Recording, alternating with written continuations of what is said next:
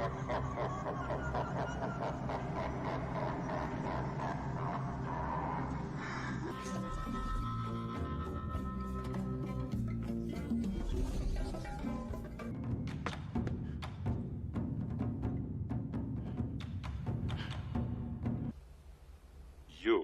are not you. You're me. No shit.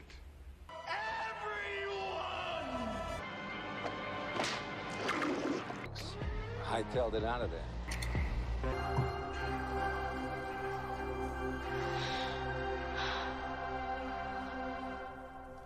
Are you crazy? Don't go between them! Go between them! Are you crazy?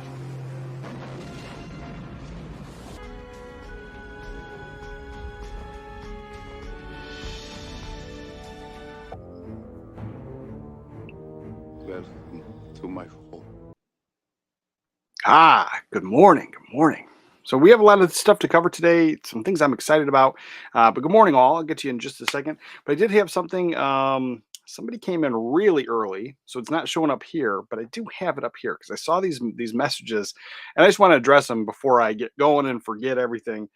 But earlier, Stacy wrote, "Hello, and thanks. I might not be able to watch this live, Stacy. Do you like the Limey?" I don't remember hating it. Like, it's been a while since I've seen it. Terrence Stamp is in it, and that's pretty much all I remember from it. Yeah, sure. I'm pretty sure I like it. I have to revisit that one. It's very vague on it. Who would you cast as Stevie Nicks? Why is there like a talk of a biopic or something coming up? I don't know. These putting these on the spot, like you just now I got to think about it. It's something I've never thought of. Stevie Nicks. So looks wise, I would probably cast Dakota Fanning. I was like, I don't know what she's gonna do for singing and all that jazz, but like looks wise, I could see her pulling that off. Um, Juno Temple, maybe. I know. I don't like Kristen Stewart. Like, I don't think she has good acting chops. Like, she definitely is very stoic through everything she does. There's no emotion. But she did that other one where she did. Who was it? She did. What the heck was it? She did that rock and roll movie where she was. Oh, Joan Jett. That's right. Yeah, Joan Jett. Yeah, Kirsten Stewart. I could see Hollywood doing that because she did. Joan Jett. But then yeah, I mean, that's kind of who I would think. But I mean, Hollywood's going to throw out a left curve all the time. You never know. You never know. And then we have, let's see, what five 4Ks would you ask for a second copy of so you can put in your time capsule for the year 2250? It's such a deep question, but I was like, the answer is my top favorite five. So we're talking about Leon, The Fifth Element, Bram Stoker's Dracula. Then I would easily throw in Howard the Duck in there. And I was like, maybe Howard the Duck doesn't make my top favorite five, but if it was like a revisit time capsule thing, Howard the Duck for sure. And Ninja Turtles, like those are just some, classics from when I was a kid. So those would be the top five I'd like to see in something like that. But again, like 2250, as I'm long gone by that time. And then would you rather eat from the Great Outdoors themed restaurant, Breads, or breakfast from My Father the Hero themed restaurant? Do you like the movies? Underrated? Thanks. Terrific program. All right. Well, no problem. I was like, I like the movies. I like them a lot. Great Outdoors is probably in my top five favorite John Candy films of all time. It gets revisited a lot during the summer. I start watching that movie the end of spring and like right into, getting closer to October time. It gets watched a ton. So I was like, that would be the restaurant. I always wanted to eat that giant, ridiculous steak. Even like as a little kid, like still now I would definitely attempt it. I probably wouldn't finish it, but yeah, that would be the restaurant I'd go to. But good morning. We got a lot of stuff to cover. Then let's say hello to the people that are here. Let's see. Morning. Morning, Jordan in the movie den. What's going on, 80s? Good morning. Good morning, brother. And Sergeant Pokebait. Nice. Yeah, I finally got up early enough to watch from the beginning. Nice, nice. Welcome. And Thomas DiCarlo. What's up, brother? Aloha, everyone. Oh, and Thomas coming in with the everyone. Nice. Let's see. Bring me everyone. What do you mean, everyone? Yes, everyone. Blue Corner, forgetting stuff, getting old. Yeah. I was like, well, it's like I get sidetracked. I get so sidetracked. I've been that way my whole life. I get so sidetracked. Easily forget stuff. Matthew, morning, brother. I read that Dirty Harry and the Three Musketeers from Richard Lester are coming to 4K as well. Yeah, yeah, and the Clint Eastwood stuff, the Dirty Harry stuff, that is there, and I'm excited because I only have Dirty Harry on VHS, so it's going to be a huge upgrade for me. Looking forward to that. But yeah, there's a ton of Clint Eastwood stuff coming out. I don't know if he leaked it, but he posted about it a while ago on his Instagram or social media somewhere, and so some of that stuff has been definitely confirmed, and there's a lot of stuff to talk about today. And Robert, good morning, brother. Good morning. Hello. Glad you guys all made it. And let's see, we got that going on. Let's see. All right. Before I get started into everything, so as always, I talk about what I'm going to be watching today, some recommendations, and my thoughts on maybe recent watches if I have them. But we have this. So this is something that I ordered it, and right away, as soon as I ordered it, like the next day, they announced the 4K, and so I was going to cancel it, but then it was coming from England, and then it got lost, like literally a month later, because I bought it on like the second or the third, and then the second or third of this month, it still hadn't arrived. And within, through eBay, you have about 30 days, to dispute any like problems. And so I didn't want to like wait a little longer and maybe it'll come, maybe it won't come because it was shipped with no tracking. So then I contacted them and I said, hey, look, this never showed up. It's a month. It still hasn't been delivered. And they refunded me my money. 2 weeks later, it shows up. So I was like, I don't know if they sent it after the fact. Because like usually when I order stuff from England, it takes about 2 weeks to get here.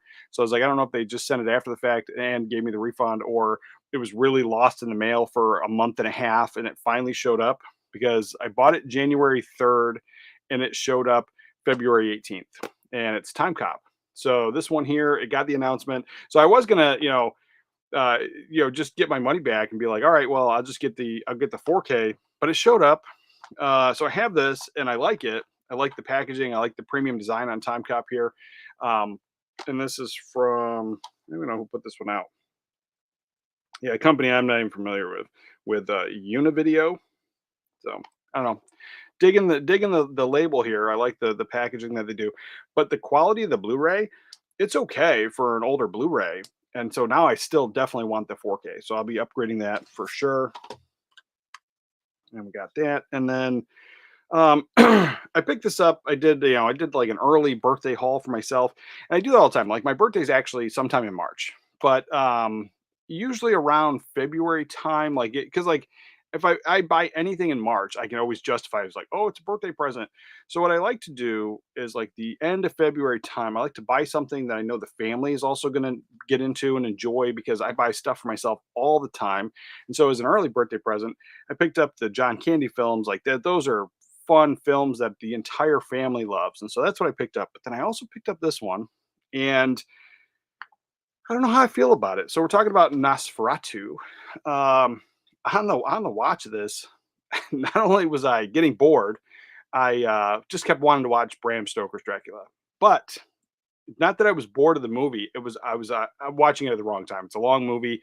It was super late at night, and it was pretty much the only time to watch this. Now I saw bits and pieces of this online, so I've seen like 5 minutes here, 10 minutes here. So I did see bits and pieces before online, stuff that kind of leaked out or whatever. And this one, I probably got about an hour into it, and then I was falling asleep. So I had to go to bed. So I was like, I'm gonna watch this today, like fully awake, like really get into it, and just kind of dive in. But I just remember like kind of falling asleep and just really wanted to watch Bram Stoker's all-time favorite. So I don't know how I feel about that. But I was like, Robert Eggers as a director, everything about his filmmaking, I'm totally into it. I just want to see him do something else. So there's that. Let's see. We do the membership videos only, so member only videos. We do them here on YouTube. We do them on the Fourth Wall store. You can join either membership, and the Fourth Wall store membership works just like Patreon. And there's a free option, but I found out that don't use that. That's dumb. Like you sign up for it and you can't do anything. The only thing you can do is I can send you a message, but you can't send me a message or even see any of the stuff I post unless you pay for it. So yeah, the free option is really stupid. Um, so I was like, but we do videos over there, and so I'm going to start this series every Sunday. When I was growing up, Siskel and Ebert did a movie review where they did like I think like 5 movies, recent ones that they had watched in the theater, and then they talk about it. They give their opinions, and I'm going to do the same thing. I did one of those videos earlier, but I'm going to make it a regular Sunday thing, and I'm going to film it on Saturdays. That way, Sunday morning you guys can have it, any of the members, and so I'll post it over on both places. So if you're if you don't have both memberships or you're just on one side, you can be able to access this. So today I have 5 movies, but today these 3 are going to be part of that review. So Boiler Room, absolutely love this film.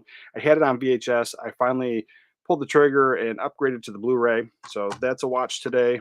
Entrapment, another one I absolutely love. And I thought I had it for all these years. I've never owned this movie. Maybe somewhere in a box I have the VHS, but yeah, I don't have this movie. And so I do now. And this one came recommended. I honestly don't remember who. I get so many movie recommendations through the videos and even here. So this was recommended. It hit up all. I watched the trailer. I was like, this is totally a me movie. So it's Jack Lemmon and Romney Schneider in Good Neighbor Sam. So this one here, top notch from the trailer. Just really looking forward to this one. It's a 60s comedy. It has definitely a lot of that more family friendly kind of humor. This is something I could probably watch with my kid and not have to worry about it, because like some of the obviously the newer modern rom-coms are full of sex and raunchy stuff and stuff that's not appropriate for the 8-year-old, but this one probably is. So we're going to watch that. And I got 2 other films that I'm going to add into there and do a whole retrospective review kind of thing, because all these movies have been out forever and old and everybody's talked about them. So I got that. And then the rest of the weekend, I'm watching these. So I got Steelyard Blues. This was another recommendation. I finally picked this up, and I'm gonna check it out. It's a heist movie with a twist. Like I don't think they're stealing money. I think they're stealing parts or something, or a plane or something. And I'm gonna revisit 48 Hours because absolutely love this film. I don't remember who was talking about it, but somebody was, and it might have been. I don't remember this came up. I think I was watching somebody else's video and this got mentioned, and I was like, I got to revisit 48 Hours. So that's pretty much my entire weekend's, plan for movie watches and everything. Let's hit up the rest of everybody else that showed up. Let's see. Got that. Thanks, brother. Don't forget to smash the like button. Yeah, appreciate that. I never remember to do that or say that or whatever, but it helps. It does help. And good morning, Michael. Good morning, everyone. Morning. Nosferatu boring. Yeah, I'm telling. I don't know. I got to check it out again. Nosferatu been put back till April for the 4K release in UK. Oh yeah, it was like that's. I never understood that. Like, um, even going back to when I was a teenager, and like there was definitely movie releases were like that, and then even video games. I remember like certain people would like when I was a kid, like I was really excited about the Nintendo and the PlayStation at the time. And I just remember like certain countries would get them first, and I never really understood that. You'd want kind of a worldwide release, especially in today. Like today, it's so easy to throw this on a computer, rip it, and then put it on the internet. So realistically, if you want it, it's probably best to just release them all on the same day. And so, people that were going to steal it, they're going to steal it anyway. And people that were going to buy it are probably going to buy it instead of trying to watch it online. Let's see. Oh, okay. Blue Corner says, "Oh yeah, question of the day, peeps. Is there any interest in a Discord server?" Yeah, it's a conversation that's been coming up. We've talked about it. It was an option through the Fourth Wall memberships, like so, like I can put somebody in charge of, that's part of the Fourth Wall members. I can put them in charge of the Discord server. That's why the whole conversation came up in the first place. I don't know how I feel about it, but like I'm interested. I know we're building a community here, and the only reason I mention it is because there's a lot of you guys, and not just in these live streams, but there's a lot of you guys that watch the videos, they watch them all week long, and there's some of them that we'll have whole conversations through one video I made, and it's not that it's hard. I don't mind doing it at all, but like sometimes I don't see those messages. Like I have a good friend in Australia. He said something that is not offensive at all.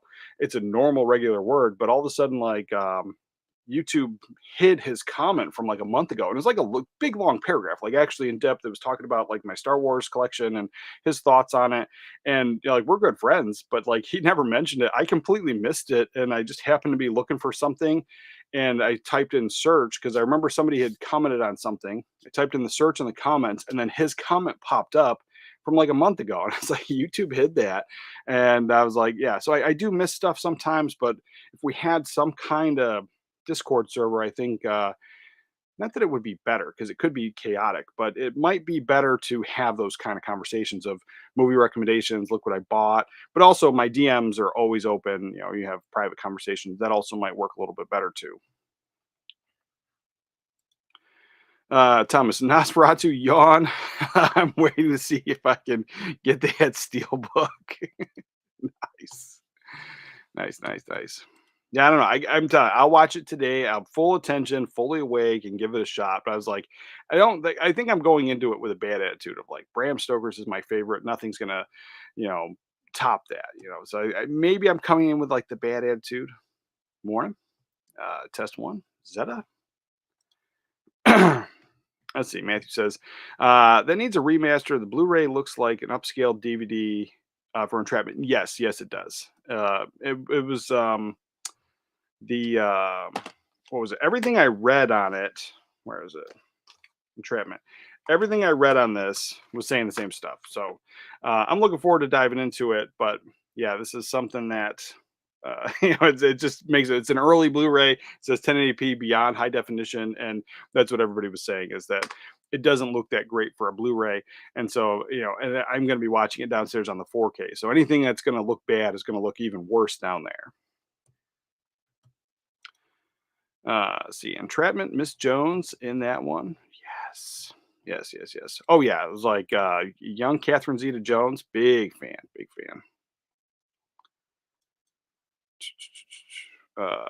Matthew says, love 48 hours, but not another 48 hours. So I don't disagree. When I was a kid, when I watched them for the very first time, I always loved the first one, and I think I watched them. They might have been either back to back or in the same time period, where it's like I might have saw one weekend, and then the second one was on the next weekend or a couple weekends later. But I remember watching them around that time. I might have been like 12, 13, young teenager time, and I wasn't into the second one. I just thought it just felt like a cash grab, just repeating the same kind of stuff. But then as I've gotten older, on the revisit, it's one of those things that I love rewatching the first one, 100%. And then I always think I love watching the second one, and I'm like, I get excited for it. But then I was like, I go back to when I was a kid, and I was like, oh, you know what? I see why I didn't love this one. But I kind of watch them back to back, and I still look forward to it. I still look forward to it. WW4K. That went over my head somehow. I don't know what that means. I probably should though. That's the issue. Dude, we have movies coming to the theaters like 2 weeks after the US gets the physical release. Well, in Denmark, I understand Denmark. I get that one. It's like, but like, it's just like some of the, I'm not saying like the bigger places, but you'd think like, England, Japan, Australia, like I just always think those countries would get the stuff first. But like any of the smaller countries, especially in Europe, I think like maybe you'd probably get it a little bit, trickle it in or whatever. So it kind of makes sense, I guess. I think. I don't know. Oh, wait, did we miss something? Oh yeah, no. Got that. And then Michael says, I watched Flow the other day. It's so good. As soon as I saw the cat on the screen, I started crying. And throughout the movie, highly recommend. All right. Yeah, yeah, yeah. Definitely check that one out. Check that one out for sure. Blue, yeah, I'm just saying. I'm just saying. All right, so we got that, and then the things that I'm talking about, and then yeah, I was like, I told you guys what I'm watching this weekend. Let me know what you're watching this weekend. I am always interested, and I'm always looking for something that maybe I didn't see. It's worth watching, so definitely in that boat. We got some sales going on to talk about first. Let's see. Let me close this out. Let's see. My internet was horrible yesterday, so it seems to be fine today. So I don't know if there was like something wrong with it, but man, internet was horrible yesterday. Like just uploading yesterday's video was a pain, absolute pain. All right, so the very first thing we have, I got an email from Radiance Films, and so it was showing. I guess I can pull the email up, but it was showing like they had a list of things that were, what percentage that they were kind of sold out at and limited editions. Which I'm not sure why they just don't have that on their website like Vinegar Syndrome does. I do like how they do that. I don't mind the email, but now I got to go back to the email. But then they had this, and let me share the screen here. So this, I think this is the main thing that I can find on their website that I don't have to go back to my email to look at. And they had some stuff. I haven't picked up any Radiance films yet. I'm definitely interested. There's a few things I kind of like, but nothing was, I needed to have day one. So I was like, I'm holding off still. Haven't picked up anything. But we got this elevation pack, Radiance elevation pack, limited time offer. It's 7 past titles plus a box set for £100, and it's listed at 83.33 right now, and that offer ends tomorrow. So that's something. And then let's see, let's go to limited editions. I know Haxon said they were sold out, but my email said they had a couple copies they found that might have been dinged and banged up. So I'm not sure if they're still available, but nothing here is showing that it's on sale. But I think like when I went back to my email, I'll do that in a second. Went back to my email, it had said there was like a whole bunch that it said that it was basically running out on. There were, I don't know if they're going out of print, but they were definitely selling out of them completely. So they might come back. I don't know how Radiance does business yet. Radiance Films. Let's see. The email says, talks about that 7 past titles. It says dinged Haxon limited editions available. Final few dinged copies were found, even though they said that they were. Let me see if that comes up. It says that they were sold out, and the dinged ones are also sold out now. Got that. The May bundle. Get all 4 May items for 10% off. Got the coming soon, got all that stuff. And then at the very end, this is what it was. It was, there's 99% sold out, 95% sold out. So there was this. I'm just going to take a screenshot so I'm not sharing all my personal information. Not that I guess that it matters, but.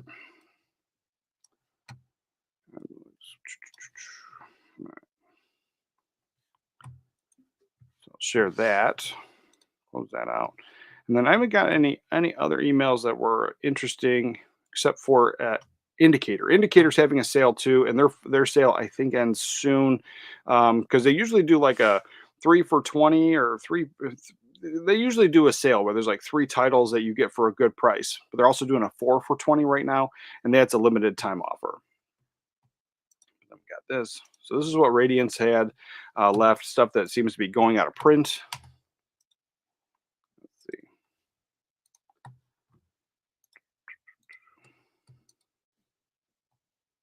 All right. So that's what they have left. So yeah, and I'm not going to even try. Some of the stuff I'm not even going to be able to read. But the first one here, 99% sold out. World Noir Volume 2, 95% sold out. Filler Up, 95. So a lot of this stuff is like close to being sold out. Some 80%. Facts of Murder, there's only 50% gone. Sympathy of the Underdog, 60% going on. So if you were interested in any of these, I would grab them up sooner than later because it looks like they're selling out of them. But other than that, like I said, none of that stuff was on my radar. But if it is on yours, definitely grab them sooner than later. Got that one. Then the Indicator Films sale we got going on, and there's some announcements. So we'll do that. We'll knock out the announcement while I'm on this page anyway. And we have, let's see, share this screen before I forget.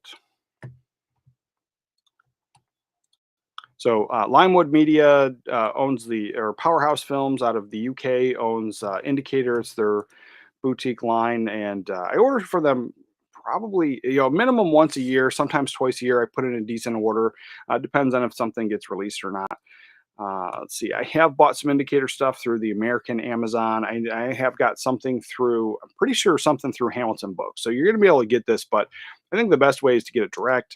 And they have this 4 for $20 sale. Nothing really intrigued me. Nothing that I just had to have. It's a very limited number of titles this time around, but this is what they're having. So everything equals out to about $8. That's not a bad deal if you had any of these on your radar, but they do usually have this 3 for $20, and I have many of these titles already. If I were to grab anything today, it would probably be any of the Hammer stuff, trying to get more of that. Berserk, that was always on my radar. I've never seen it, the Joan Crawford one. Pretty sure I saw the trailer, though. See this right here, this one, Breakout. Yeah, Charles Bronson. I would check that out. Something I've never seen, but it is a limited edition. So, or no, it's not limited. That's not limited. I'm sorry.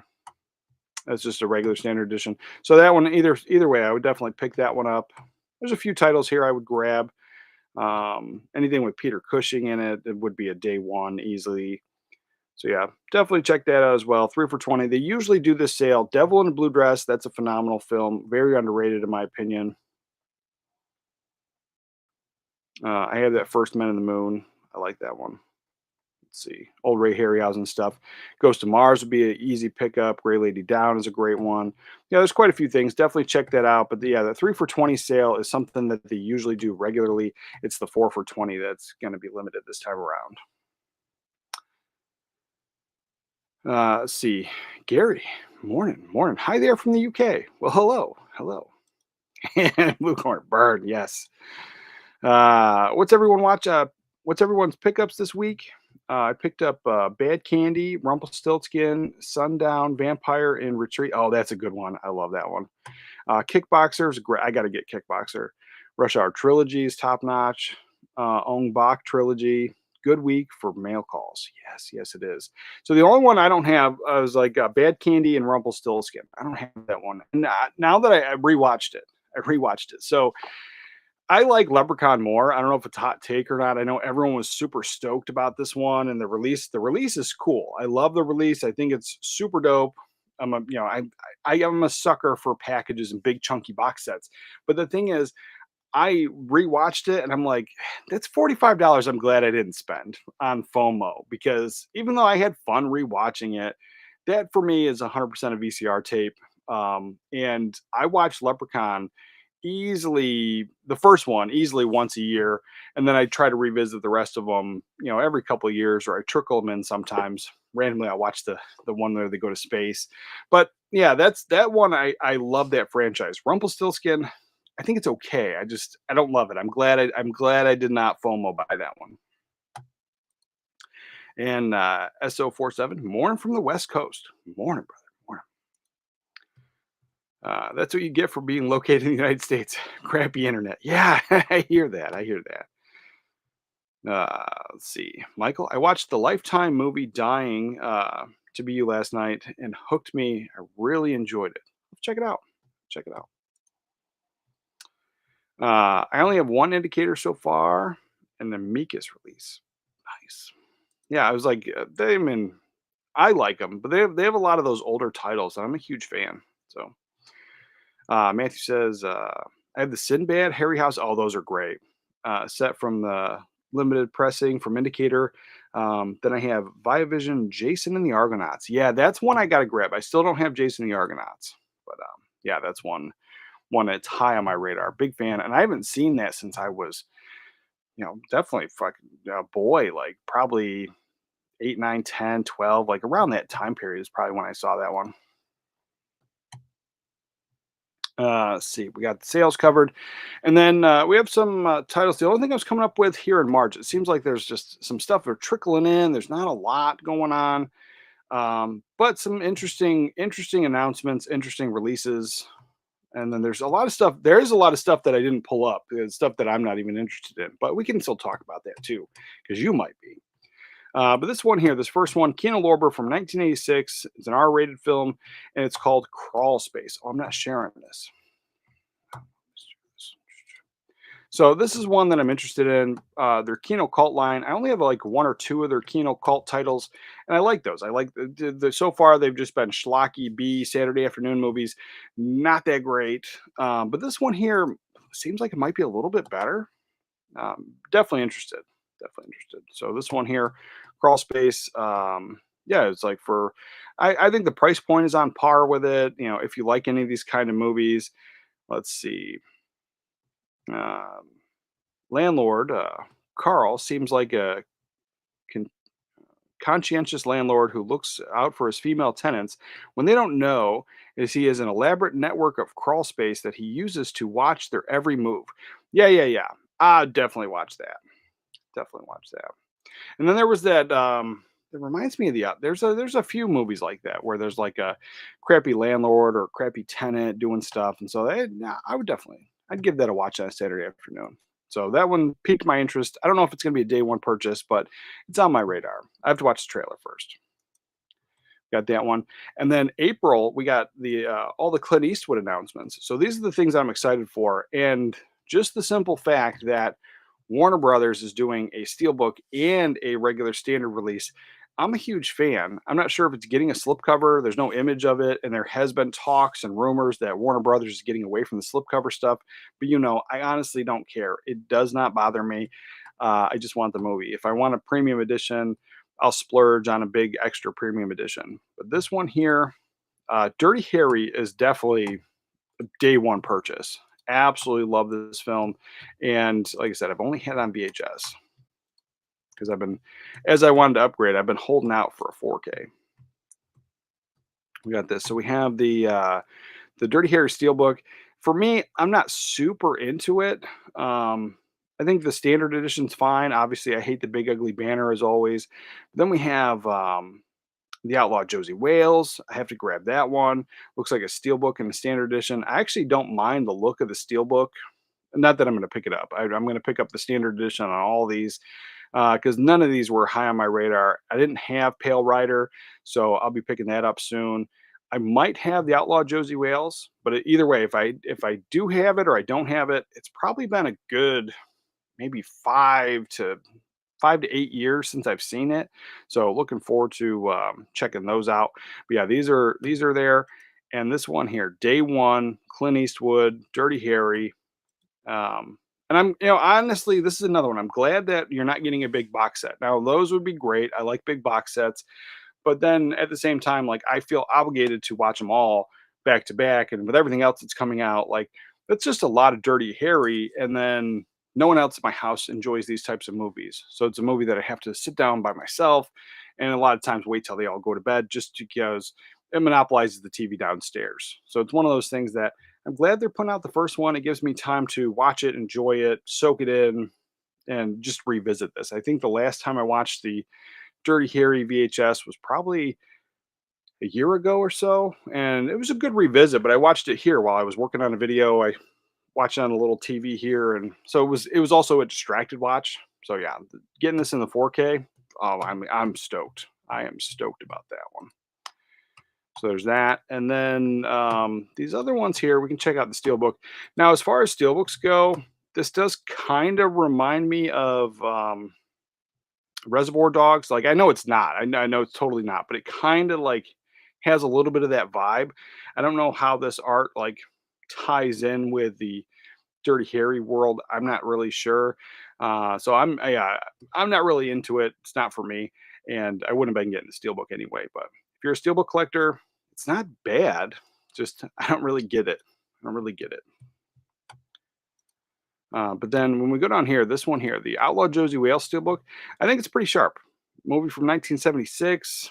It's kind of rugged. It's cracked. It's just like I think it fits. I think it fits. And then there's good interior art, which I like that they're showing that too. I can't zoom anymore, but that's pretty awesome that they're showing the interior art and that they're paying attention to it. So I don't know how much of a hand Clint Eastwood had in all of this coming out and what say he had or didn't have, but I know it was him who put it out on his social media first. And so I kind of feel that the reason we're getting these is because of Clint. We got that. So I'll be picking up this standard edition here. Again, doesn't look like we're getting a steelbook. I really do hate this big ugly banner, and then they're adding in redeem code by the date on the front. Oh, I absolutely hate that. Whatever. You know, can't be too picky. And then this one here, another one. I don't mind this steelbook at all. Again, I'm not going to be picking it up, but it is all around top notch, pretty sharp. Love the artwork. I really do almost wish that this was the same artwork we got on the standard edition. But I like the fact that the two editions are completely different. So I do like that. I think I'm a little jealous. Steelbook's getting some pretty nice art. And then this one is just simple. I think we've seen this before. Not really sure, but either way, again, these are going to be high on my radar with the Dirty Harry being a day one. Let's see.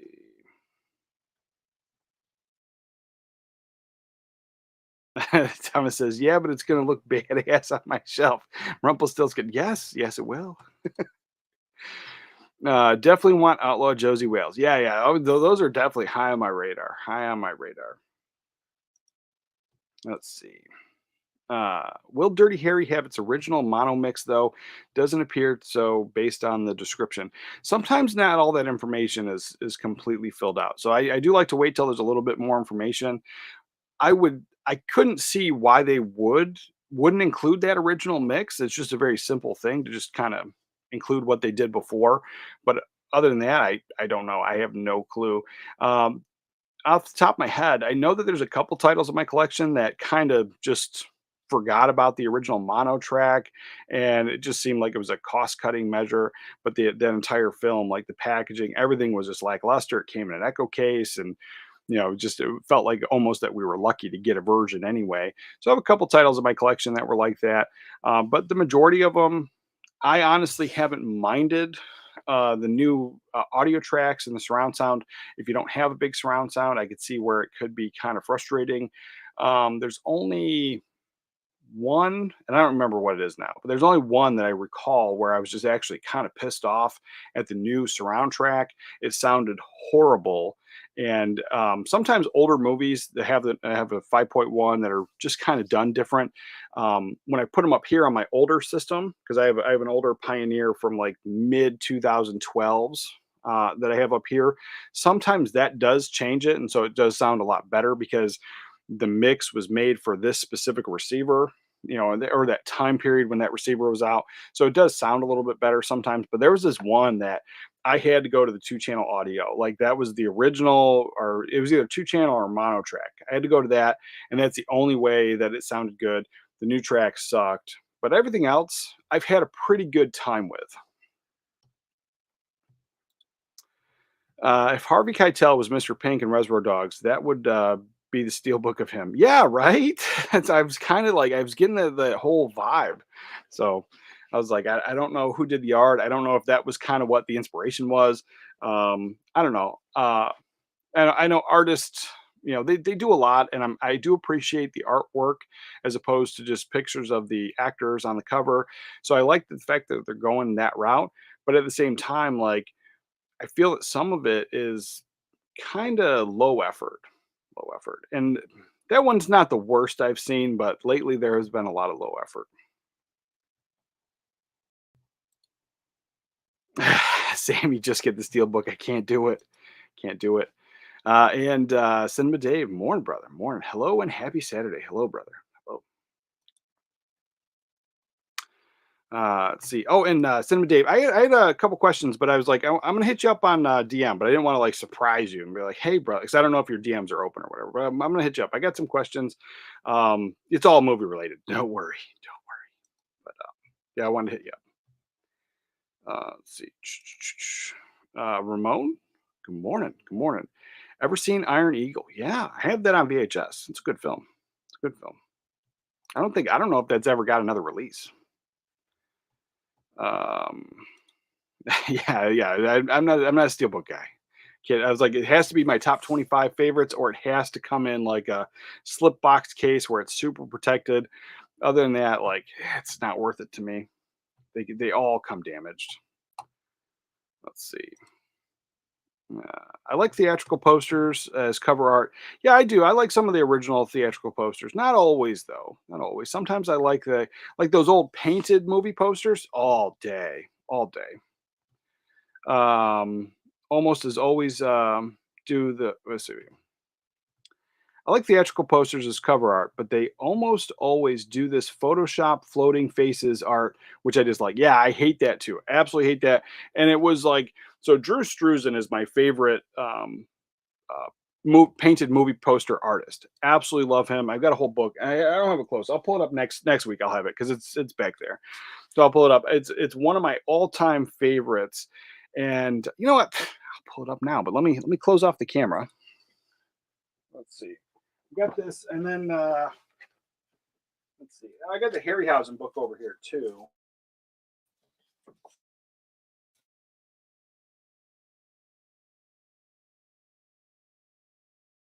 Phenomenal, because the Harryhausen book has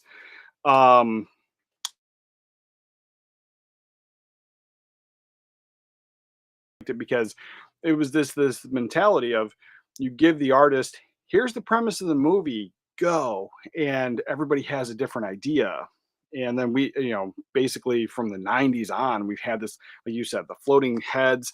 But yeah, this book here I picked up on Amazon. I don't know if it's still available, but this I picked up a few years back. One of my all-time favorites, and pretty much my entire childhood. He's been painting movie posters for so long, and just some top-notch work. I mean, the classics. You got Back to the Future here. We have the Back to the Future stuff. All this stuff. And so this book is probably one of my favorites, just to thumb through. There's no writing. It's just his movie posters. You got some of the classics. Better Off Dead, just an all-time classic. Yeah, give me this all day long. Let's see. Cannonball Run, Captain Power, like movies you didn't even think that he did. He did a Steve Irwin thing called Crocodile Hunter. So I've never seen it, but I've seen this poster from the book a few times. The Master of the Universe paint, the Master of the Universe art, he did that. Cutthroat Island. Let's see. This, he did the E.T. art. Let's see, where is it? Stuff I've never heard of, like Flintstones and Rambo. Like, he pretty much did all of it. And then they got rid of that, and they went to the floating man. Got rid of that and went to the floating heads, and from then, not a fan. But this one here, and I've never seen this Harry and the Hendersons poster on any release except for when Germany released Turbine. I think Turbine Media or Turbine Entertainment in Germany released a version like that. But other than that, we never got one. We always had the boring version, I thought. Indiana Jones, I mean, these are classic. So yeah, this is where I'm at. The Drew Struzan painted movie posters with real art. Big fan. Oh, this is an underrated movie in my opinion. Lady Hawk, huge fan of that. I have 2 VCR tapes and I have the Blu-ray, and all of it has boring art. I mean, it's early photoshopped, which I think it's better than a lot of the newer stuff. But this was the original movie poster painted art. Huge fan. Give me that on a release for Lady Hawk. And like I said, I know a lot of people don't like that movie, but Lady Hawk is in there. I don't know if it makes my top 25, but it's up there. Lost World, we've seen that stuff. He did Mallrats. I didn't even know he did the Mallrats poster until I got the book. So yeah, he's done so many things. And give me this all day long. The modern art that they're using, some of it seems like it's just not clip art, but some of it seems like it's low effort, computer generated art, and just haven't been a fan. And then the Pocahontas plus Police Academy. He's an amazing artist, and you get the whole different vibe from each movie. So it never feels like, I mean, when you see Drew Struzan, you can see it, but at the same time, like I'm not looking at this Pocahontas poster and the Police Academy poster and going, oh man, Of course that's Drew Struzan. They're just you just get sucked into the movie and the beauty of the design. Let's see, Sahara. Let's see what else he did. He did something else in here that was just kind of like wowed me. Oh yeah, all the prequel trilogy Star Wars art, top notch. Let's see, did the other Star Wars stuff, but then let's see the Thing art. Honestly, I never was like super into the Thing art. It's fine. It works 100%. I don't hate it, but it wasn't my favorite. But this movie here, it's a very underrated film. It never comes up, and he did the art for it. So it's the Jim Belushi. Where is it? This one, Jim Belushi, Taking Care of Business movie. If you've never seen this movie, high recommend. So in the beginning, Jim Belushi, he's in jail. He's also going to be getting out of jail, but not in time to go see a baseball game. So he breaks out of jail. He gets everybody that's in jail to start a riot, and then they say that he's being held hostage unless they get their demands met. Well, he's now out free, so he can go see this vacation. At the same time, he runs into Charles Grodin's character, basically accidentally, kind of not a big deal, steals his identity while also trying to do the right thing. Like he's just trying to get a reward or whatever by returning his stuff. But then Charles Grodin gets all screwed up. So now he basically takes Charles Grodin's identity. He ends up getting the house, he gets the girl, and then he has to kind of do his job for a little bit. And then at the end of it, he wants to go to the baseball game, and then he has to get back to jail before they find out, so then he can get released on time. I freaking love that movie. High recommend. High recommend. Yeah. So yeah, Drew Struzan, those painted movie posters, top notch, absolutely top notch. Let's see. All right.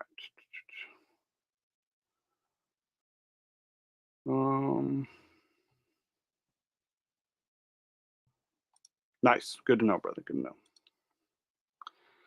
Marty, morning, Marty, morning. I don't know if you got my message, but I absolutely loved that movie. I really appreciate it. It was a huge, huge fan. I was like, it's something, and I watched it with my daughter. We had a great time with that movie. Real fun one. Let's see. Question: Amazon has Blu-rays that are inexpensive and show to be sold and shipped from them. There's a made in Mexico on the back plastic wrap. Do you know anything about the quality of these? Yeah, the majority of the movies are now made in Mexico. So I was like, I don't know how that's going to continue with the whole tariff thing, but yeah, the majority of these, like, there's a lot of them I get. Well, I don't have any wrap sealed right now, but a lot of them I get. The wrapper will say made in Mexico or made in Germany. Those are the few ones that I've been getting, but mostly made in Mexico. They're totally fine. They're the same ones. So I was like, yeah, I don't know, like if the tariff thing is going to cause them to reopen some of the manufacturing plants that were here in America to begin with. I don't know, but yeah, those are solid. Those are solid and top notch. You can trust them. You can trust them. What you can't trust is sometimes I get ones that are rewrapped in cellophane and shrink wrapped, and there's no markings on it. And sometimes it's a thing, and sometimes it's not. And then when I open it, I'm like, it's a used item that was rewrapped. So that does happen. So I would trust the made in Mexico ones a lot more than the other ones. Blue Corner. That's why if Trump goes to nuts with tariffs, physical media could get even more expensive for Americans. Yeah, yeah. But they also could reopen those plants. So I was like, I don't know. I don't want to speculate. I'm not a political person. I don't want to get into politics, and I don't want to even start bringing that conversation here. I understand it's a good conversation to have. It's not for me. Just seeing, like, I've seen people argue over like movies, just having conversation about movies. And there's this conversation of like, it's been around since I was a kid. Like, don't meet your heroes.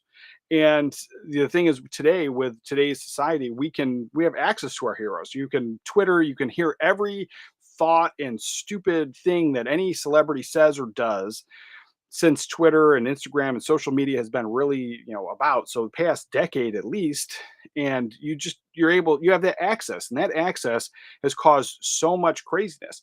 These people and these celebrities have always had these thoughts. You just now get to hear them. And so I've had things where I recommend a movie or I talk about a movie, and then I see a comment in the comments, like people arguing politics, and they're calling each other names and stuff over a freaking movie and a certain celebrity. Like, I don't care about that. And so it's like, I 100% think it's a good conversation to have. It's just, I don't want to have it. I don't want to have it. I mean, maybe we could have the conversation privately, but like, it's one of those things that I'm not a political person. I'm not.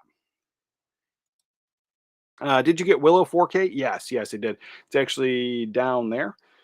So the Willow VHS is there, and then that it's being shined on by the blue light is the. I got the French version. I didn't get the steelbook because I'm not a steelbook collector anymore, and I just was not paying that crazy amount of money for the American steelbook, and so I imported the France slipcover version, and it's still with the VAT tax and the shipping costs and everything. I still came in cheaper than the American steelbook.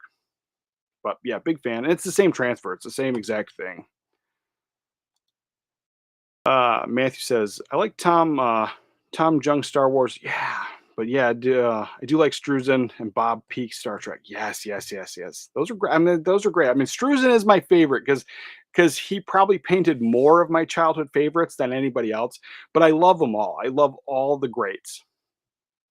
And Jordan says, it's all Skynet ArtNet. Yeah, now, yes, yes, it is. Skynet is going to be our downfall, and yet we embrace it every day. 305 HXC. I'm not sure if that's supposed to mean something, but cool handle. Even seen the movie Priest or ever seen the movie Priest? Yeah. Yeah, I like that one. I like that one. That's the one with what was it? The comic book movie, the vampire comic book movie. Is that the one? Because if it is, then yeah, I like that movie. I have it. It gets revisited every couple years. It definitely doesn't get a yearly watch, but maybe every 2 to 3 years I watch it. Yeah, Priest from 2011. Who's in that one? Oh, Paul Bettany. Yeah, yeah, yeah. Him. He was in that. Yeah, I like that one. I like that one. It's I like vampires. I'm kind of a sucker for vampires. I'll watch pretty much any vampire, even a good or bad one. I won't I won't keep the bad ones. Oh, stupid. Yeah, so I won't keep the bad ones, but I'll watch them. I'll watch some schlocky, crappy vampire movies. But yeah, that one Priest I like. Let's see.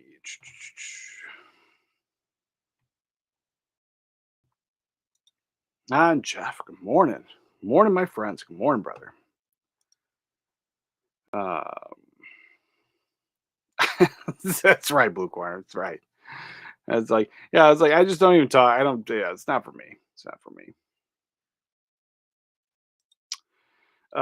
Matthew says, I have Willow DVD and 4K Blu-ray combo and the Laserdisc. See, that's the Laserdisc I have to get. So I have the DVD, I have the VHS, I have the like a standard edition slip box VHS tape, but then I also have a clamshell. Like it's a gold clamshell, and it's got like some simple art on it. And then I have this new 4K.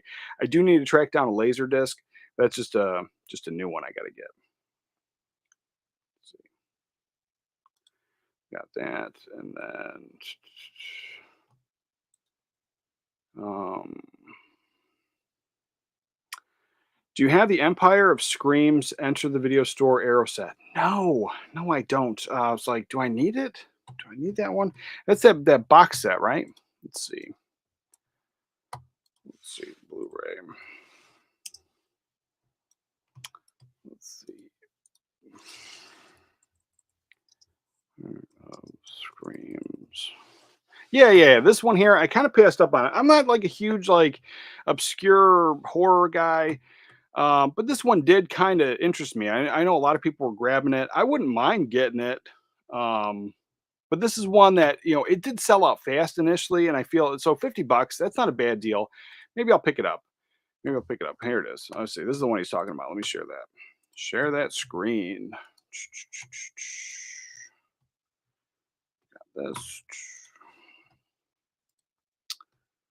Yeah. So this $50. I don't think it's a bad price. Yeah, I'll pick it up for that. I just remember when this first came out, it was selling out like crazy and people were getting excited and then scalpers were having an issue. And so it was one of those things I was like, I'm fine. I'm fine. But then it got reissued and it seems like there's plenty. So I'll probably pick it up. But the thing is, I'm not familiar with any of those films. None of them. They're probably right up my alley. But also at the same time, like the majority of these are probably one and dones is also why I've stayed away. But 5 films for $50. I don't think you can go wrong. So I think I kind of have to grab it now that you mentioned it. Thanks for the peer pressure, brother. Thank you. We got this. And then, oh, great. This is, man. We have Methuselah. Nice. Just became a member. That is awesome. Thank you, brother. Welcome. Welcome. And yeah, we have member content coming. And like I said, member video will be out tomorrow, a new one, a new video series I'm starting. But now that you became a member, thank you. We have this. Let's see.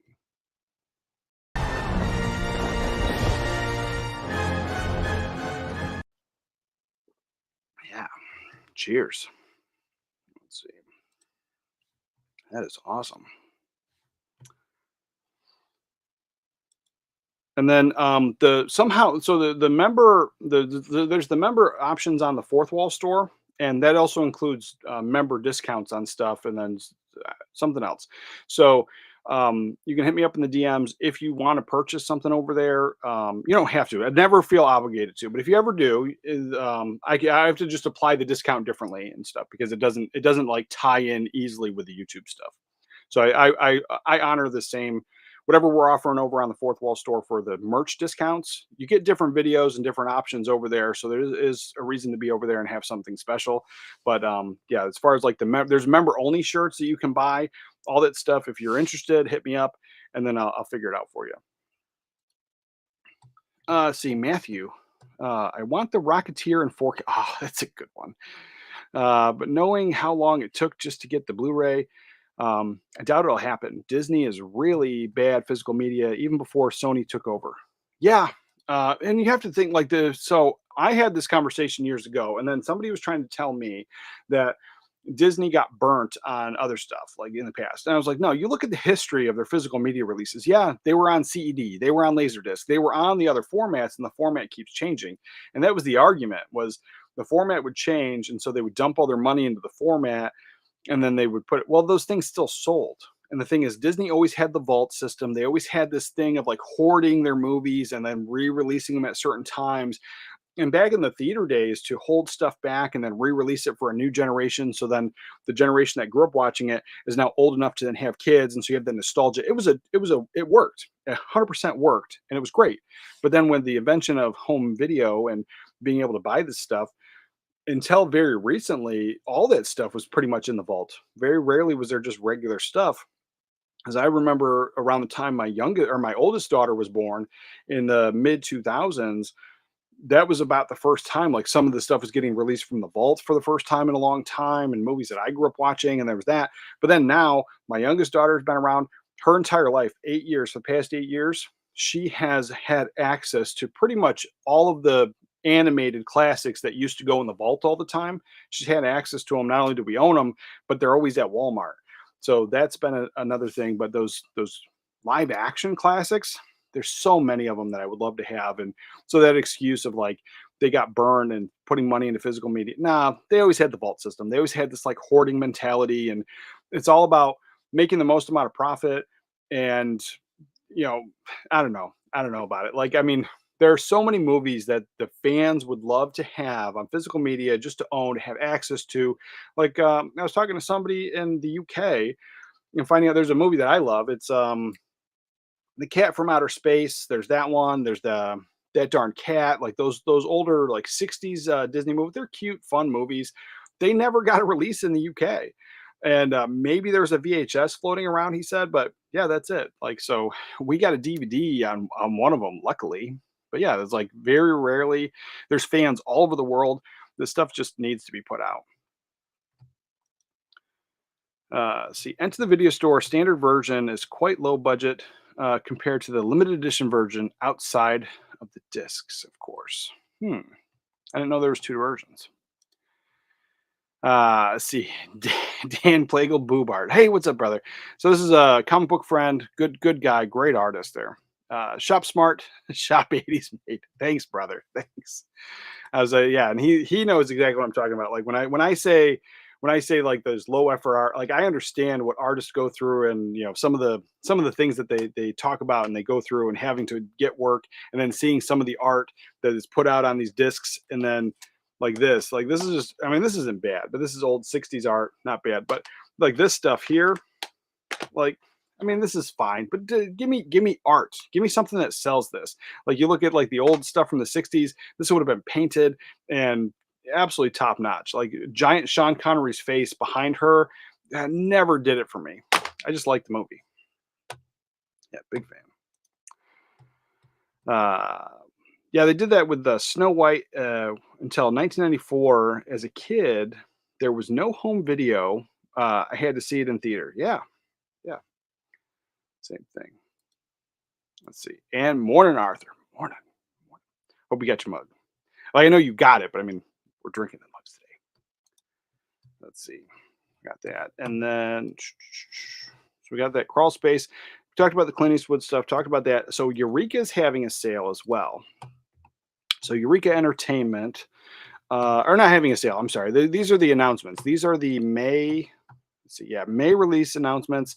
There's a couple things here on my radar, and actually, one of them I think I found a way to watch it online. So I'm going to check this out because I got a bunch of like kung fu stuff, Hong Kong stuff. I know Blue Corner is always getting on me to watch more Hong Kong cinema and Shaw Brothers stuff. So I found a way to watch about 100 Shaw Brothers movies online, and I'm going to dive into those. Watch one. Now I'm not going to marathon them, but I'm going to watch one every Saturday for a little while. We have this Eureka Entertainment, which I'm excited for. I like Eureka. I don't think they get talked about as much as some of the other labels, but they always got good stuff. Good stuff. So we got Terror in the Fog. Gonna check that out. Nice big chunky box set it looks like. And then we have let's see, what is this? The Bells of Death and Strange New Worlds science fiction. So these are the images here. So $100. What are we getting for $100? Terror in the Fog, The Curse of Yellow Snake, Strangler of Black Moon Castle, The Mad Executioners, The Monster of London City, The Racetrack Murders, Master of Cinema limited edition. So you're getting 5 movies for $100. I don't think that's bad. I don't know. I'm not familiar with any of these films. I would definitely check them out. For $100 blind buy, though, I don't know. I'd have to check them out first. But if you're into that stuff, you're into this kind of cinema, this is probably a no-brainer. If I was familiar with these at all and I loved them, I would be all in. I think that's a fair price for those 5 films and a nice box set. So I would be all in. I'm not familiar with any of that stuff. But this is the one that I had on my radar. So The Bells of Death. So there's only 2,000 copies. I love the artwork on there. And yeah, trying to get more Asian cinema. I'm interested in this one. I don't think it's a day one purchase for me, but I think the price point is on point. And this one comes out in May. So maybe it's a day one. I'd have to check it out. I have to check out the trailer first. I haven't seen the trailer, but this one here, high on my radar. Very interested in that one. And then this one here, we're getting a new 2K scan, Strange New Worlds, science fiction. And this one here, you're getting, yeah, another 2,000 copies of this one. And you're getting The Silent Star, Signals of Space and Adventure. I don't even know what that one says. The Dust in the Dust of the Stars. What's that other title? Elomia. Yeah, 45 pounds for 5 films. It looks like, yeah, I think that's a no-brainer if you're into that old sci-fi stuff. Again, these are films I'm not familiar with. What was it? 4 titles, films I'm not familiar with. I think the price point again is probably on point for what you're getting, and it is, yeah, 1960 to 1976. So it's an older, the 60s and 70s cinema. I like that era of sci-fi. Just again, I'm not familiar with those ones. Yeah, so this is the only one that's high on my radar, The Bells of Death. So after I check out the trailer, I'll probably make my decision. Maybe I'll pre-order it. So we got that. Let's see. Dan says, the Vanilla Sky poster is pretty damn terrible. Just a close-up of Tom Cruise's face. Yeah, a lot of those Tom Cruise films are like, yeah, it's not for me. Give me some real art. And I was like, we've had this conversation a million times, brother. But yeah, real art. I mean, it was peak cinema too. Like you have to look at when they started to go into that more, the floating faces and the head and the horrible images, that clip art. That's when cinema started to go downhill. And it just seemed like you weren't seeing a film anymore based on the film. You were seeing a film because of what actor was in it. And I was like, that's totally fine. There's plenty of actors and actresses that you tell me they're in it, I'll watch it. So I was like, I understand that mindset, but not every film. Like, give me a reason to watch the movie. And that art is always was always the reason.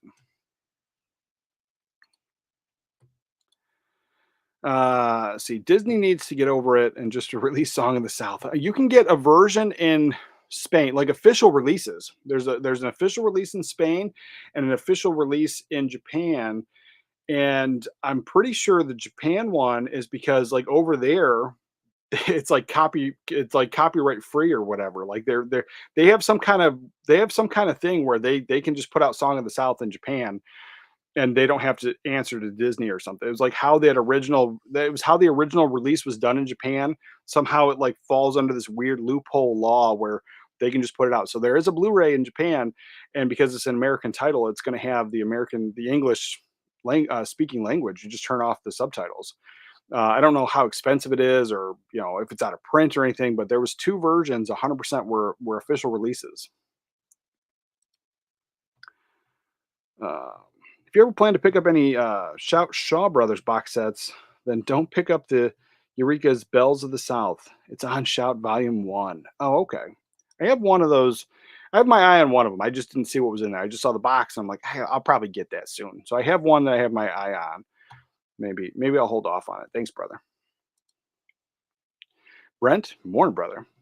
Just finished watching Cinematograph Blu-ray release of Joy of Sex. Yeah, I got to get that one. So when they first announced that one, I thought it was off that book. Like I thought it was like some weird thing, and then like I was told later that no, it's a comedy, and so it's a fun movie. So yeah, I might check it out now.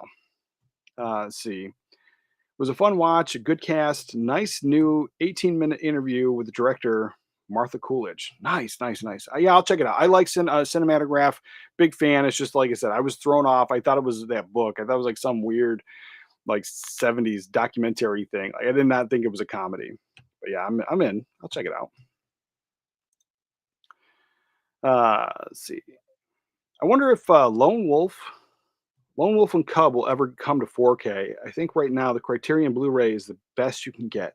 Sometimes though those Blu-rays, even though they're the best you can get, like I'm totally fine with them as long as there's like a nice 2K scan. And then not just because it's on Blu-ray, it doesn't mean it's going to automatically be good. But there are a lot of good-looking Blu-rays even on my 4K. So yeah, it's a lot of times I do want a 4K, but sometimes that Blu-ray's okay. So as long as the transfer is there, I mean, I might pick it up. But yeah, I was like, I mean, there's a ton of films I would love to have on 4K too. Like not in this pile, not in this pile. This one right here, this movie, and I'll champion this movie. I'll die on this hill. I freaking love this movie, and it's not for everybody. I totally know it's not for everybody because I was like, movies aren't for everybody, but there's a movie for you, and I live by that motto. And it's a Low Down Dirty Shame. I think this is just fun 90s cinema. Just it's goofy. Jada Pinkett in here, I think was just great. But yeah, this entire movie, give me a 4K. And I have the VHS. I don't know if there's another version. There probably is only a DVD, but this I'm holding out for a 4K, and it would be a day one purchase. So everybody's got their film. Let's see. Jeff says they've hated that movie in my whole life. Yeah, they have. Speaking of Tom Cruise, I've been all the Mission Impossible films lately. Let's see. Yeah, I was like, I wanted to revisit them. So somebody brought those Mission Impossible films up. I have the first one on HD DVD, and that's it. I always liked the first one. I remember liking, the second one I thought was okay. I remember liking the third one, and then that's it. Like after that, like I watched them all except for the last two. The last two I didn't see at all, and I liked them all, but then yeah, I just kind of fell off. I was like, it's just like Fast and Furious. It's like more ridiculous and more ridiculous. And I understand it's in the title, Mission Impossible. I totally get it. But yeah, I was like, some franchises just need to die. I like the first one. But then after having that conversation, I want to get the first three on 4K. So I'm probably going to do that soon because, yeah, big fan. I mean, yeah, it was like, I only had the HD DVD. So it'd be nice to revisit that as well. And then I just saw something just last night too. That scene in the first one where he drops down, that stunt where he drops down, like he really did that stunt. But I guess like the entire time they had trouble, he couldn't balance and they kept dropping him and he kept banging his head on the ground. And how to fix that? They put like money in his shoes. They put like coins, like silver coins or something. Like they put money in his shoes and it like balanced him out just enough where like, he was able to drop and have no problem. And so it's like that was an interesting thing. I don't remember if it was like British pounds or like sterling silver. It was like it wasn't like a normal coin. It's not like they said they put quarters in there. And so it's just I thought it was interesting. But yeah, it's I was like I just watched something on that last night. Let's see.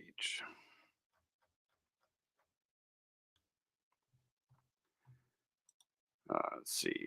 What about Rad? I've never seen that one. I was like, I know it had a ton of hype, but I was like, I don't. I would watch it. Definitely, probably makes a nice Saturday afternoon film for me. But yeah, because like that one is, I think one of the ones that was like out of print. It's not a great movie, and some people love it. Some people love it. So I'm not knocking the film, but it's one of those things that are considered Saturday afternoon films. And it went out of print, and I just remember like everybody was trying to grab it, and like it was one of those like really expensive ones, just like Joysticks. Joysticks is a fun one, but like that original Blu-ray that had come out was like way out of print and like hundreds of dollars on eBay. And then MVD put it out, and then I picked it up for like 14 bucks. And so Joysticks, and that was a fun one. But I would have been mad at myself if I tried to get the $200 version because everybody wouldn't stop talking about it. And I kind of felt that same thing about Rad. Let's see. Yep, DVD is the highest format for Dirty Shame. That's out only digital HD. Yeah, and that's something that started to get to me too. So like, because like not only do I know it, but then people remind me, like, oh hey, this movie has a 4K or at least an HD digital streaming option. Just put it on disc then. Like you've already done the work. Like just print it. Just send it to print. It's leaving money on the table. And I was like, I don't have great internet. We've had that conversation a million times, but there's a lot of people that don't have internet that would love to have this stuff. Like I know my in-laws live out in the country and they don't, they have internet, but like they don't do streaming. They don't do any of that stuff. Craig, morning, brother. Morning. Don't get me started on 60 Disney movies. Ah, a long list, either Blu-ray or 4K. Swiss Family. Oh my God, Swiss Family Robinson would be great. And I think they took that one off streaming. I think that one like made a. I think I read an article about it. The Absent-Minded Professor, also a day one. I would grab that. The Moon Spinners. I have that on VHS.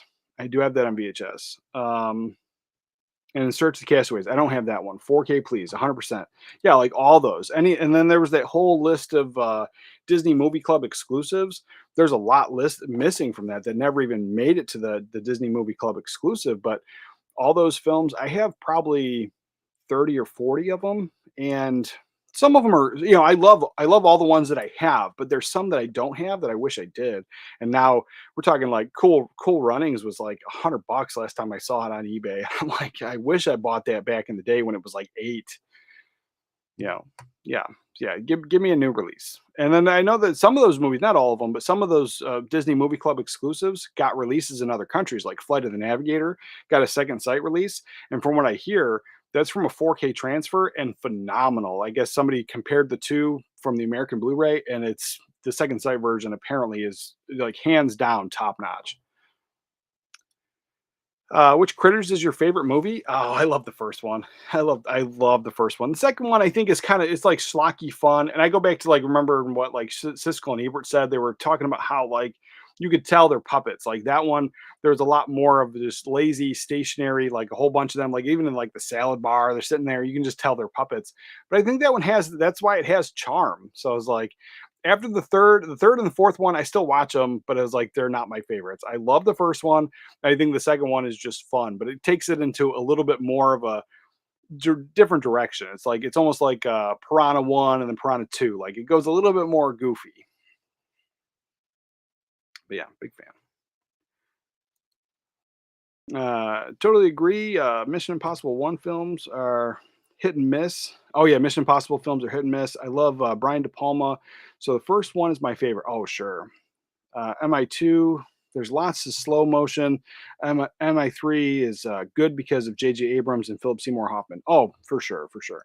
Like I said, I remember not disliking the second one. It was, but for me, I think it was really 1 and 3 were probably my all time favorites. And then it's just like right after that, like I don't think I like 4 at all. I'd have to rewatch them, but I was like, I know that I was watching all of them, and it was probably like whatever one came out around 2015 time. That's where I fell off. I watched that one in IMAX. It's the only movie I ever saw in IMAX, by the way. And then after that, like I never saw another one. Oh yeah, Herbie the Love Bug, Escape to Witch Mountain. Those are great. The Computer Wore Tennis Shoes, Nutty Professor, Son of Flubber, Freaky Friday. I remember those. Oh, those are great. So the original Freaky Friday from the '60s is one of my all-time favorites. There is a Blu-ray. There's a Disney Movie Club exclusive. So track it down if you love that film. But that one with Jodie Foster, I freaking love it. And I forget who plays the mother in that movie, but I got a boyhood crush on that mother, and I just think she was great because they do the body swap thing, and you have to when you do a body swap movie to kind of make it believable. Not only do you have to act like this character's acting, but just like the other things when they do any kind of prequels and they recast a younger version of an actor, same thing. You got to kind of pull off the mannerisms or kind of make it believable that now this is this same person. And so her acting like a teenager, riding the skateboard, doing all that stuff, like I just thought was fun. I thought it was great. I think it worked. And as a kid, my suspension of disbelief was right up there. And then as an adult, like I've been watching this movie with my youngest kid regularly. Like we watch that movie probably I don't know, like 3, 4 times a year. And there's been a few times where she's wanted to watch it. I'm like, no, we just watched it. Let's watch something else. Cause we do the Disney Sunday movie. So every Sunday night, 8 o'clock, we bring back that 90s tradition where we put in a Disney movie, like the classics, no animated stuff. It's a classic live action. And then we do some of the touchstone stuff too. So we'll watch Captain Ron or, Outrageous Fortune, but I don't watch that one with her. That one's a little bit more inappropriate. But yeah, we watch stuff like that Sunday nights. Yeah, it's great. And Flubber, the one with Robin Williams, never got a Blu-ray. Just it's stuck on DVD. That would also be a day one. And why hasn't it gotten a Blu-ray? I don't know. Still need to get the kid of those Disney exclusives for my Bruce Willis collection. Yeah, that's one. Again, I don't think I've ever seen that one. I remember the poster. I remember the trailer. I've seen it. When Disney Movie Club was there, like I was always tempted to grab it, but yeah, I'm not rounding out my Willis collection just yet. So I was like, it's there, but it's not high on my radar, and I'm sure it's probably one of those more expensive Blu-rays now. Critters 2 all the way. Yeah, Critters 2 is fun, man. It's fun. I used to be a bad robot and JJ fan, but his Star Wars films killed my fandom. The Star Trek defending them was Star Trek defending them was sketching credit. Oh my god! So I'm telling you right now, when I grew up, like always, I like Star Wars. I grew up though. I watched some of those Star Trek films, like some of those older ones, and the only one that I remember watching from like beginning to end was the whale one. I think it's number 4. And so I have all of those Star Trek films on VHS. I found them years ago at the thrift store. I've not revisited them, but I never really liked them. I mean, I grew up watching the reruns of the old TV show. Then I watched Star Trek Enterprise because it was like it was either watch TV or do something that my mother's going to make it. Like I'd have to go mow the lawn or something. So I just like if the TV was on and I was quiet, like I got away with a lot of stuff. And so I just remember watching those things. I never liked them. And so I never liked it. But then when the J.J. Abrams Star Trek came out, I was like, oh, this is different. This is something new. I can get into this now. And then I watched it and I liked it. I thought I liked it. And then the second one came out and I was like, I don't like this. I don't like this. And then the third one, I tried to watch it. Like I was like a couple minutes into it and I got really bored. And then just thinking, I was like, all right, the first one's probably great. And then on the rewatch, I'm like, this actually sucks. It's just shiny. It's all. I got tricked into it was shiny. It had different pacing. It wasn't like your typical William Shatner, acting. So I was like, I thought it was different. No, I didn't like him, but I thought I did. And then everyone got super excited about that show he did, Lost. I freaking hated that show. Everybody was into it, and for years, like people were talking about it. And I watched the first one. I could not get into it. I was dating a girl at the time, and she was super into it. And I was like, enjoy, enjoy. And I would go do something else. Like I would go somewhere else. There was no reason for me to watch that show. And then everyone like tried defending it and arguing, and then the ending makes no sense. I was like, I'm not into it. Craig, nice, nice. I got my 80s mug that I won last week in less than a week. Way to go, and good four fingering mug. Nice, nice, nice. Yeah, this is a good mug here. Good mug.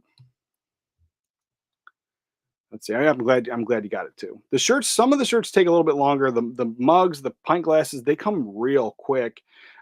There's the one of the cheaper hoodies that I make, and it's not cheaper. Like it's still a good quality hoodie. I like it, but it's the less expensive one.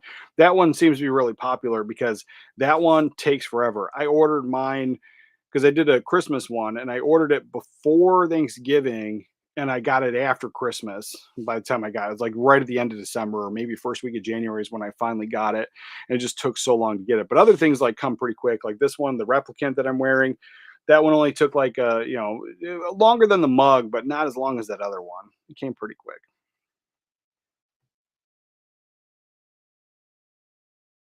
Let's see. Any thoughts on summer films coming out? Fantastic Four, Superman, Jurassic Park, Thunderbolts.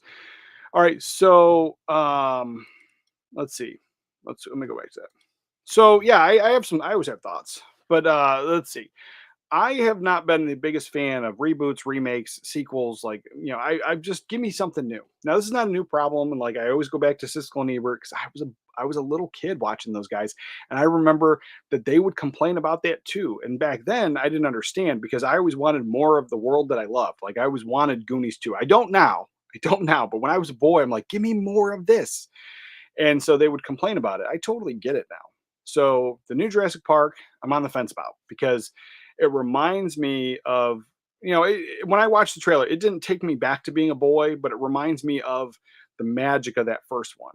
And I didn't like the last movie, The Dominion, and then any of those newer ones with Chris Pratt. Like I just think they're big, giant spectacle movies where I never thought that the first Jurassic Park was a big spectacle movie, even though it is. I totally get it. It's like a blockbuster thing, but for some reason, I love that film and I connect with it. I look at it more as art than just a popcorn, dumb monster movie at the end of the day. And so this one, when I watched the trailer for the new Jurassic Park, I kind of had those feelings. But then I don't know where we're going. Like it seems like they're retconning a bunch of stuff. And then if you actually follow the story, they're like, here's where the dinosaurs were made on this island. And then I read the books too. And so like, here's where the dinosaurs were made. No, really, actually, they were made on this island and then they were put over here. And then they made the Chris Pratt ones. They're like, no, actually, we were making them over here and we were making them in this guy's basement. And so you have that conversation. And now they're like, actually, it was this island. And so, like, I don't know if they're retconning it. I don't know if they're getting rid of the newest movies, but I don't know. But it seems like some plot holes already from the trailer. I'm intrigued. I'll give that one a shot. The Fantastic Four, I'm interested. I'm definitely interested. I like the fact that they're doing the comic book accurate costumes. I don't hate it. I didn't like the last one they did. But then like I did always like the Fantastic Four with Jessica Alba and all those guys. And so I like those two movies. And by the way, those Fox titles, those original Fantastic Fours, I would snap them up if you can because they're out of print. They're probably going to get crazy expensive. And before this movie comes out, because I know a lot of people tend to, if they've never seen the movie, they like to try to dive into what came before. So if you don't have those Jessica Alba ones, and I was like, she's the only one I remember from those films. Pick them up sooner than later because they're probably going to go on the expensive side. And Disney, Fox, who knows if it's ever coming out again. But it would be dumb for them not to re-release it or at least put 4Ks out because the new movie. But we've seen them make that mistake all the time. Thunderbolts, I haven't seen the trailer yet, and the Superman one. So that's one that I was on the fence for. Christopher Reeve Superman is my Superman, big fan, and I've watched all of them. And I don't know, I don't like a lot of the newer ones. Henry Cavill plays, he's a good looking Superman, but I just go back to, I think Christopher Reeve nailed the character because not only did I think he nailed Clark Kent, he also nailed Superman, where I think Henry Cavill nails Superman, but not Clark Kent. It's the whole same thing. Anybody playing Batman's got to play two different roles, because Bruce Wayne and Batman are two different characters. It's the same thing. And so, like, I haven't liked any of the new ones. This one, I'm going to give it a shot, but at the end of it, I'm looking at it. I'm like, this just seems like a rehashing of what Marvel was doing, where we're just throwing everything in there. And I like some of those laid back stories. Like, give me a story, give me a buildup, give me a reason to want to get into this world. Yet, from the trailer alone, so much is going on, and it feels like the same crap that we've seen with the MCU. Now, I'm not super familiar with the Superman comic books, and I remember when they introduced that dog in the cartoon. I remember my oldest daughter was watching it, and I remember being miserable, just a miserable like curmudgeon, going like, "What, super dog? This is dumb." But then I saw it in the trailer, and I'm like, "Oh, I could watch the super dog." And I don't know if it's just me being older now. I've changed my way on that, but I'm interested enough. But I just think after that trailer, Superman, there's so much going on. It's just they're building up. They want an MCU. They want their own version of MCU, and then they don't want to build to it. They want it instant. And I was like, I think that's why that Dark Universe kind of failed. They were trying to push it before it was an actual thing, before people really wanted it. And I think they're going to do the same thing here. There's so many characters, so much going on. That's why I never got into the Avengers and any of those MCU films. Out of those movies, I only ever liked the first Iron Man, the first Thor, Ant-Man, and that's pretty much it out of like 22 films.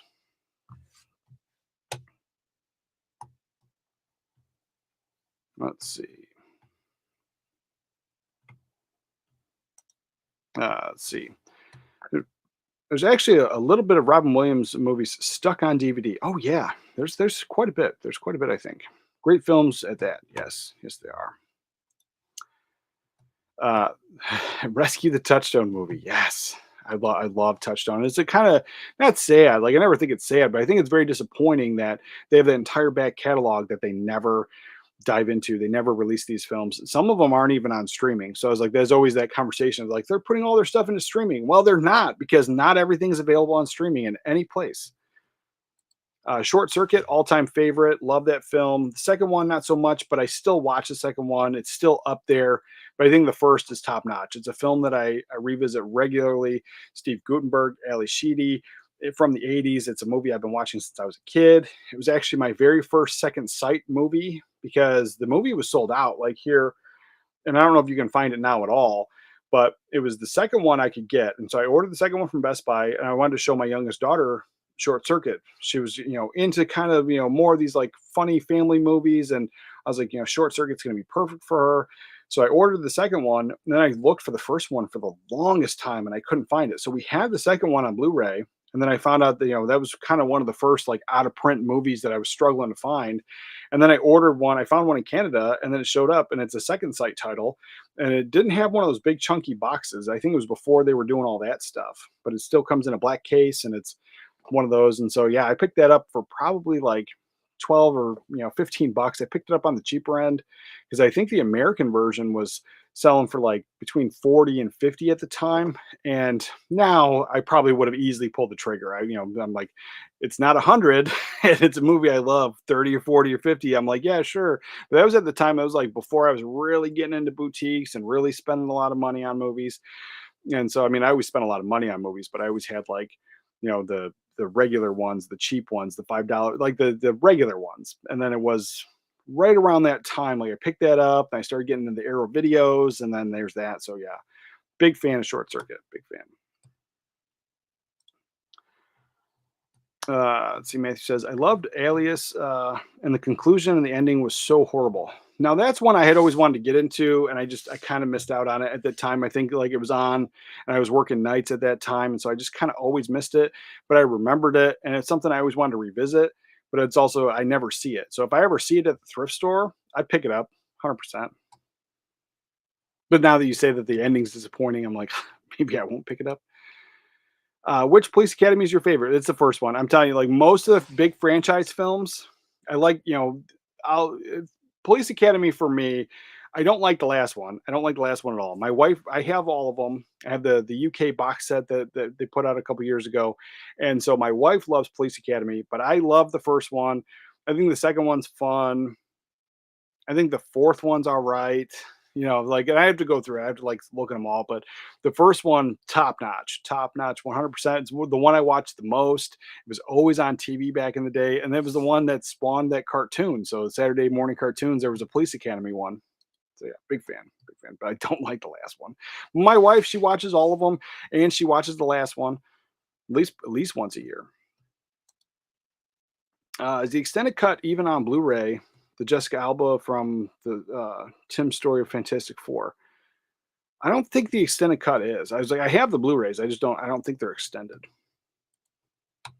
Delfo Delfo Rivera, what's up, brother? Just watched the 4:30 movie. I really liked it. Nice. Morning, brother. Morning. Let's see. Did you see Heavenly Kid? Heavenly Kid. Yeah. Heavenly Kid is great. Let's see. What else we got? There was something else, like it wasn't Heavenly Kid. There's another movie here. Let's see. It was very similar to Heavenly Kid. Maybe it comes up. Let's see. Heavenly Kid.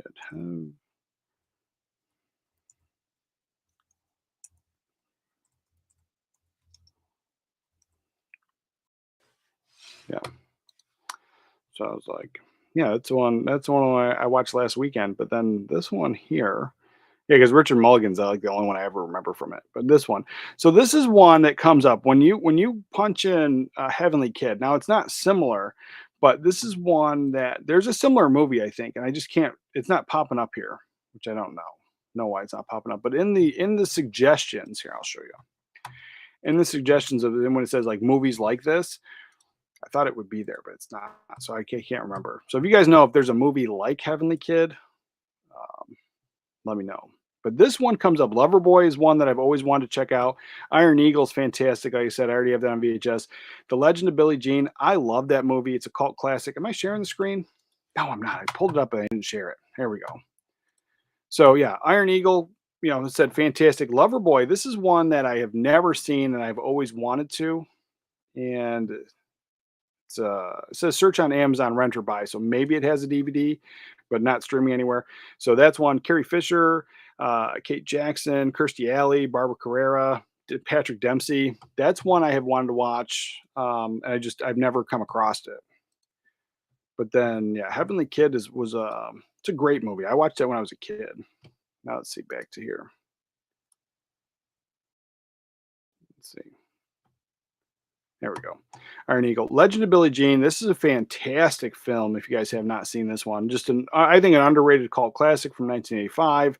And let's see, you have what was it?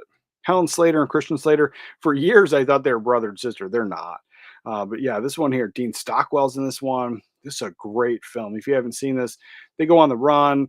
They steal water pistols from a gas station, but back then or maybe cap guns it is, but they looked real, and so everybody thought that they really had guns. And then there's this manhunt for these people. Oh man, it's a good film, great film. Definitely check that one out. Let's see, there was something else. Yeah, I don't think there's anything else. Let's see what else. Just One of the Guys is great. The Principal, I haven't seen that in forever. Dream a Little Dream. This is one that I haven't seen forever. Oh, 18 Again is a good body swap one. But here, Dream a Little Dream. I have it. I got to rewatch this one because I don't know if I love it. I think it's one of those like the Coreys sells you on the film having both the Coreys in it. And I don't remember loving it. So yeah, I'm going to have to revisit that soon. Vestron Video put this out a little while ago and I watched it when they put it out, but it was more of a distracted watch. So yeah, I have to check that one out. But yeah, I don't know what I was thinking of. There's another movie very similar to Heavenly Kid where there's a ghost that comes back to help somebody out because they're pretty much a loser, and it's that same kind of story. And I can't remember what it is. Quietly Games. Morning, brother. Morning. Hello, 80s. Like to see The Right Stuff in 4K someday. Oh yeah, yeah. That'd be a good one. Let's see.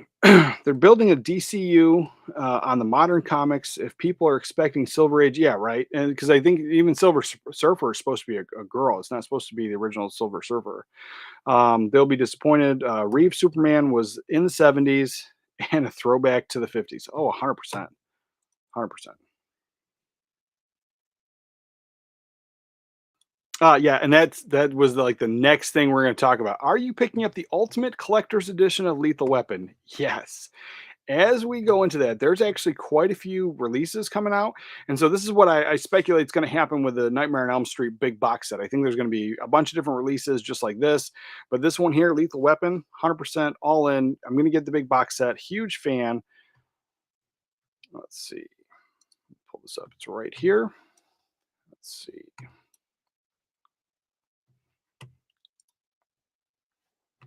So there's this, but then we can go back to the Blu-ray.com too, and I can show you the stuff I found. I was looking at. So there, it seems like there's steel books and maybe slipcover stuff. Not a lot of art's been released, but it seems like the steel books are all going to have this kind of version of the target and the image. I like it. I like what they did there. They took the original image from the VHS and they put that on there. I don't know if it's like the actual original movie poster, but it's the one I remember. It's the one I have on my cover. And then they added the bullets with the target there. I think it's top notch. You're getting two versions of the movie poster. Might be reversible. I have to look at that. So, but the other side is the Japanese version. So that's actually pretty cool. 100%. It comes in a steelbook and a slip box. I'm definitely getting this Ultimate Collector's Edition. I'm super stoked about this one. But then we have, let's see, what do we got? Let's close this out and then go to this. I found there's different versions of the Lethal Weapon stuff. So I type in Lethal Weapon. Everyone's getting a release, it seems like. Let's see.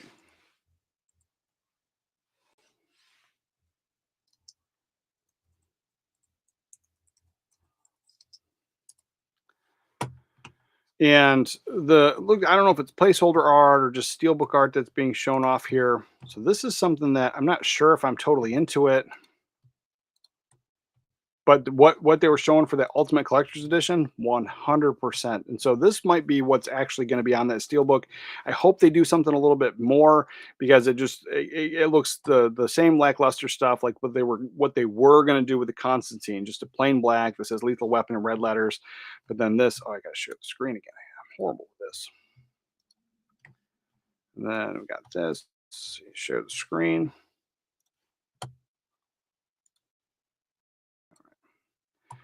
So we have the release in the UK, Germany, another release in the UK. Got a couple other options here as well.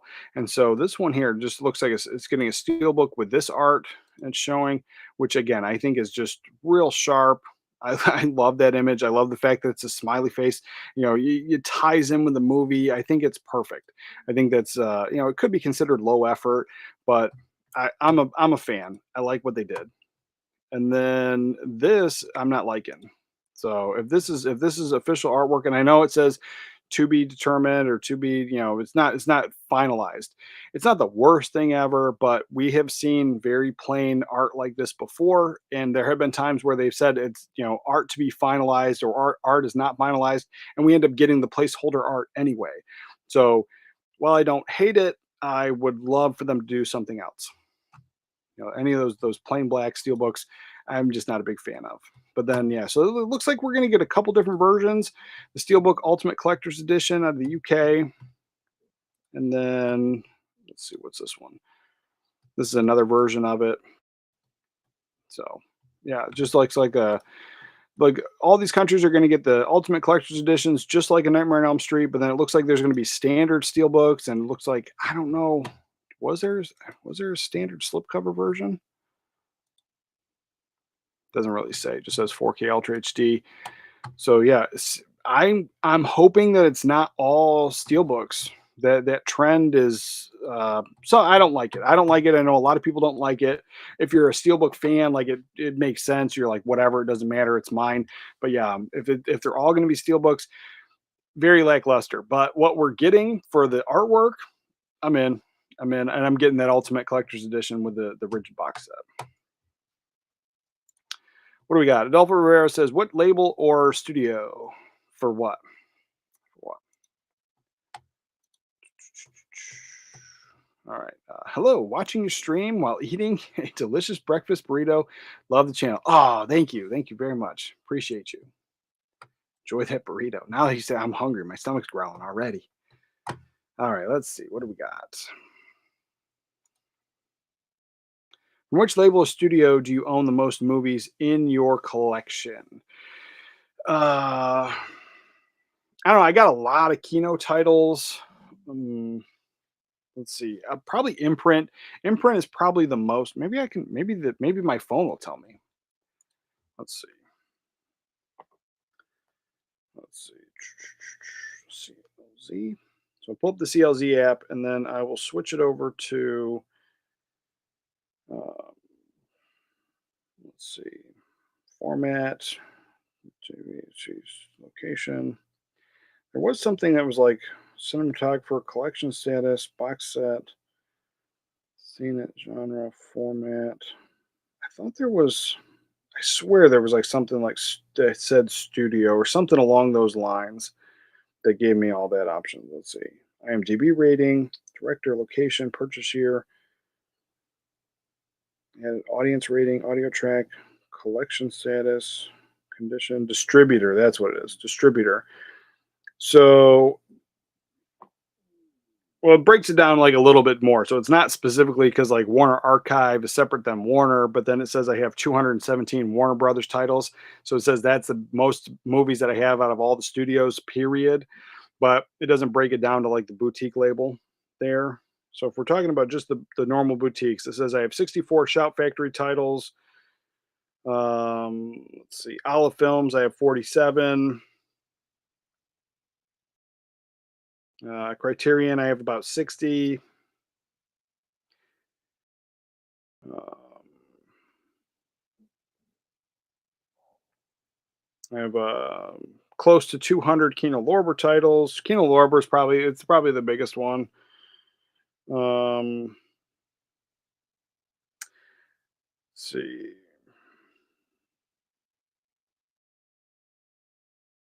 But then this is like so sometime, and I just realized because like it says I have 13 Viavision titles. That entire thing from over there all the way over is all Viavision imprint titles, and so I have more. So if I scan something and it puts it in there, and then the first person that scanned it doesn't say that it's imprint or Viavision, it doesn't count now. So like I'd have to go count, and I probably have like 60 or 70, you know, imprint titles probably. Like yeah, I mean maybe not that much. Maybe there's like 40 or 50. Like there's a bunch. There's like a whole. It starts there, goes all the way over. Then I got the box sets. Each box set has like 5. Then you know it's just a thing. So there's definitely more than 13. I know that. So yeah, it all depends. But so like rough estimate. Yeah, Kino Lorber is probably the biggest collection. It's always because I stock up when they do those FOMO sales. The stuff's going out of print while supplies last, and they're like $5 a piece. I stack up there. But then, like, if we're talking about like what I have the most of that I purchased, that I was like those are all day one purchases. I'm usually paying full price for, probably imprint, and then it would be Arrow Video and Criterion. I got about the same amount of titles. I got about like 40 or 50 of them, and then Vinegar Syndrome, just a small handful. Indicator, I probably got like 30 or 40 Indicator titles. Like it's that whole row. So there's like, let's see, behind here. So like that bottom row, it says that it holds about like 20, but then those are thicker cases there, so maybe less than that. And so there's 3 of these spots, so like 30 or 40 maybe in there. I'd have to go count them. Yeah, Kino Lorber, 100%. Supergirl is not a good movie, but the Warner Archive Blu-ray is excellent. Yeah, I like Supergirl. It's not a good movie, but I like it. We watch it every now and again. Let's see. Just kind of got missed a bunch of stuff. Let's see. That. Let's see. I recently picked up Black Eyed Susan from Vinegar Syndrome. Haven't watched it yet. I haven't seen that one either. Haven't seen that one either. Dirt Bike Kid. Is that the one I was thinking of? Or is that just something else? Watched Inner Space on my VHS the other day. It really holds up. Oh, Inner Space is so good. So good. I love that film. And it was worth getting the Blu-ray. So I had that on VHS for years, but I love having the Blu-ray. Big fan. Love that movie. Very underrated too, I think. Let's see. Morning, Darth Nerd. Hey, 80s, good morning. Loverboy is an awesome movie. Definitely needs a Blu-ray release. Hopefully, Mill Creek can do us a favor. Oh, I would watch it in a heartbeat. Like it's something I've been wanting to watch, but at the same time, like I'm always afraid that if I found it cheap at the thrift store, the used bookstore, I could pick it up on VHS for 50 cents, no brainer, all day long. But if I have to go back and I have to find a DVD, it's like 15 or $20. Some of those like older movies are like that. Like there's one I love that I want to get, but it's like still 20 bucks. And it's Just You and Me Kid with George Burns and Brooke Shields. It's a movie I grew up watching. It's on DVD only. The DVD is $20, and I'm just like, if I pay the 20 bucks for this DVD, a Blu-ray is down the corner. Like it just, why would it not be? But at the same time, we might only ever just get that DVD, and that's just unfortunate. Yes, I did. I did pick up Nosferatu, and like I said, I tried watching it. I started to fall asleep. Kind of got bored, but it was the wrong time, and I should have watched it. So I'm gonna watch it again. I'm gonna try to watch it again today when I'm fully awake. So I did pick up Nosferatu, but like I said, I'm biased. Bram Stoker's Dracula is in my top 5 favorite films of all time. So I'm subconsciously going in like this is not going to be as good as the other one. So there's that. But then like from what I was watching, I did kept thinking like I want to see Robert Eggers do something else, like something new, unique, something else. Even like if he takes like a classic, but like something that hasn't really been put on film before, or just like we're getting more of his take. Because like, isn't Eggers supposed to do Labyrinth? Like to do a reboot of Labyrinth? Yeah, give me something different. Give me something different. So yeah, so I have like a full like on next week, next Saturday, I'll be able to say, hey, I loved it. Hey, I wasn't a big fan, but yeah, I know I was falling asleep with it. Lethal Weapon 4 movie set will come out at some point. Oh, sure it will. Sure it will. It always does. Always does. And I was like, I have all of them, Lethal Weapon 1 through 4 on VHS. I had them on DVD. I don't have the DVDs anymore. Got rid of those a long time ago. But then as far as the Blu-ray comes out, I think there was always like the Blu-ray 4-pack and the first one. Like I don't recall there being individual, and there could be. I just might have missed them. But I was like, I don't recall ever seeing in the stores back then, you know, 2, 3, and 4 single editions on Blu-ray. I just remember, and I own the first one, but I remember the first one, and then I remember the 4-pack, and that's it.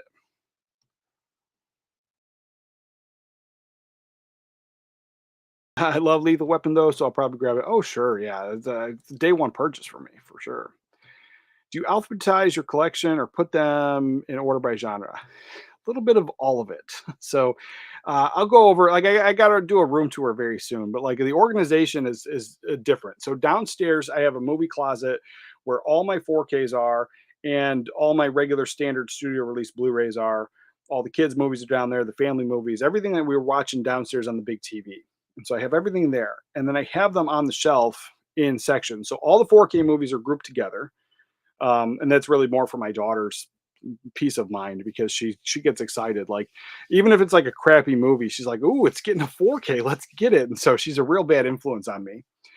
But so I have those all together. But then I have like a section of comedies because I used to work at a video rental store when I was a kid. So I kind of have it set up like that. But in the alphabet, how I have them alphabetized, I don't. I have them like all the A's together, all the B's together, but they don't necessarily have to be alphabetical. Like this one comes before that one throughout the thing because it just gets too ridiculous. And then like if one of the family members isn't paying attention, like as long as they're putting it with the same first letter, I'm okay. So that's what I have down there. Up here, it's pretty much alphabetized, unless there's a spine number like Criterion, Indicator, Shout Factory, or those or Shout Select. Those are all spine numbered, and so that's how they get organized. But if it doesn't have a spine number, it is 100% alphabetized, and then I have them grouped by boutiques. So it's pretty much all over the place. But in here, I have it, and then obviously the front-facing ones, that those 5 right there, my top 5 favorite fantasy films of all time. I got some indicators, so a lot of my favorite anything that's facing you, all-time favorite films. I got 2 whole or 3. I got the Star Wars shelf, the Bram Stoker stuff, all my favorite stuff. The Fifth Element, Leon. They get their own dedicated shelves because I love them that much. So it's a little bit of all over the place, but it works for me. Works for me.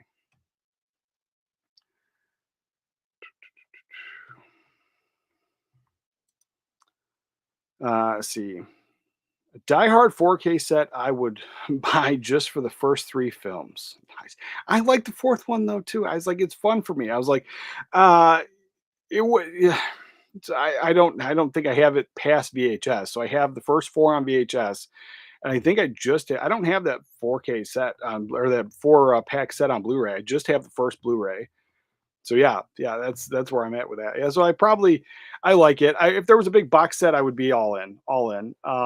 If they released them in a timely manner, like if even if they did it like in 2 1 month and then 2 a couple months later, or they were releasing one each month in a timely manner, I would feel like I got to get it. I haven't revisited it in a long time and definitely haven't seen it in HD, so I'd want to check it out. So yeah, I'd get that. But if they put out this one and then next year they put out one, and then we're talking like 3 or 4 years before we might get the 4th one. I don't. It all depends. I don't think I would be as excited as I am right now. Let's see what we got. Let's see what this is. Wow, I see some familiar peeps from AV Pop Culture up in here. What's up, y'all? What's up? What's up? Yeah, Chase stops in here sometimes in the morning. Always good to have him stop in. He puts on a good show. Video Pro watched Carrie last Saturday. Nice. Mistakenly watched the Blu-ray and not the 4K. My resistance to buying Blu-ray discs has now ended. Forgot how good quality scan can look now. Yeah, yeah, definitely. A good 4K or even a good 4K scan is just top notch. What do we got? Alien Trilogy or Quadrilogy on 4K would also be a blind buy. Disney is holding these up.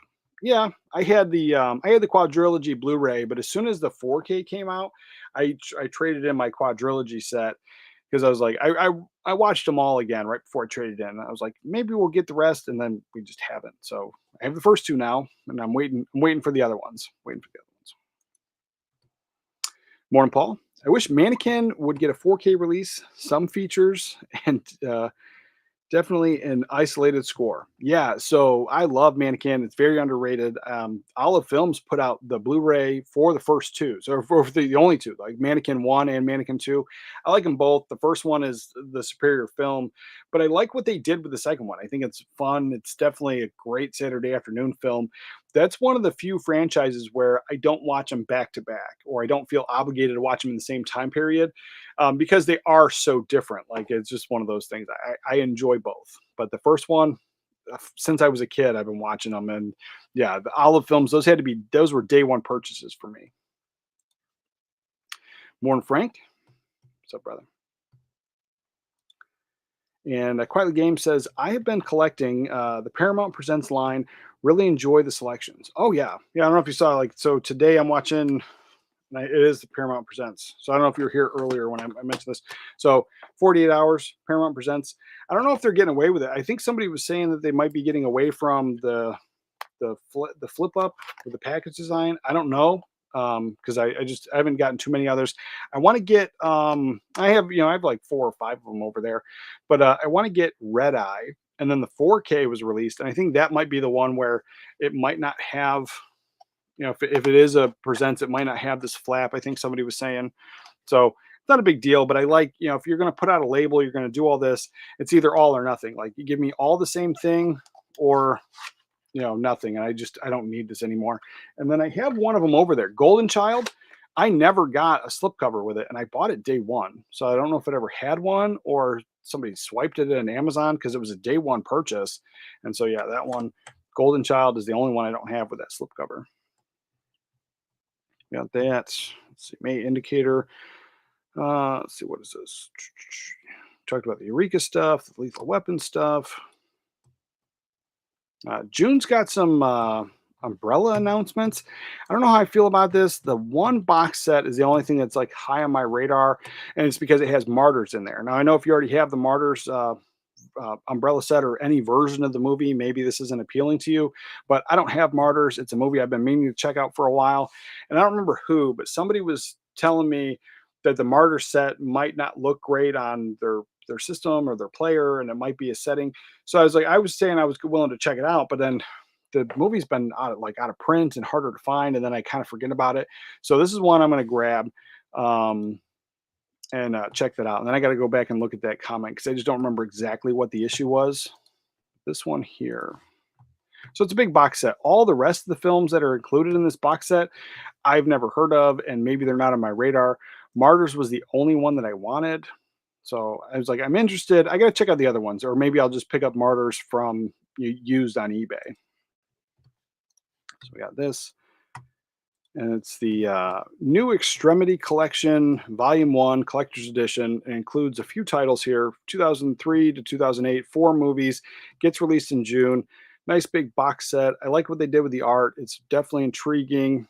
And I don't remember exactly everything that was included, but Martyrs was the one I was into. So high tension, and they're all Blu-ray releases, no 4Ks. And I think that was the problem. People were complaining that it was a Blu-ray release of something they already released and not a 4K.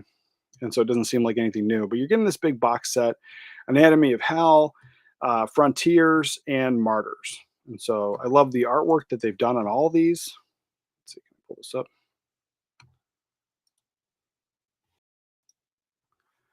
So it's I like it. I like what they did. It's definitely something different. It ties in with the whole vibe of the film or the box set, the Extremities collection. And so moving forward, if volume 2 is this like completely opposite color scheme and feel, I don't know how I would feel about that, but I like this. I like what they're doing. Anatomy of Hell.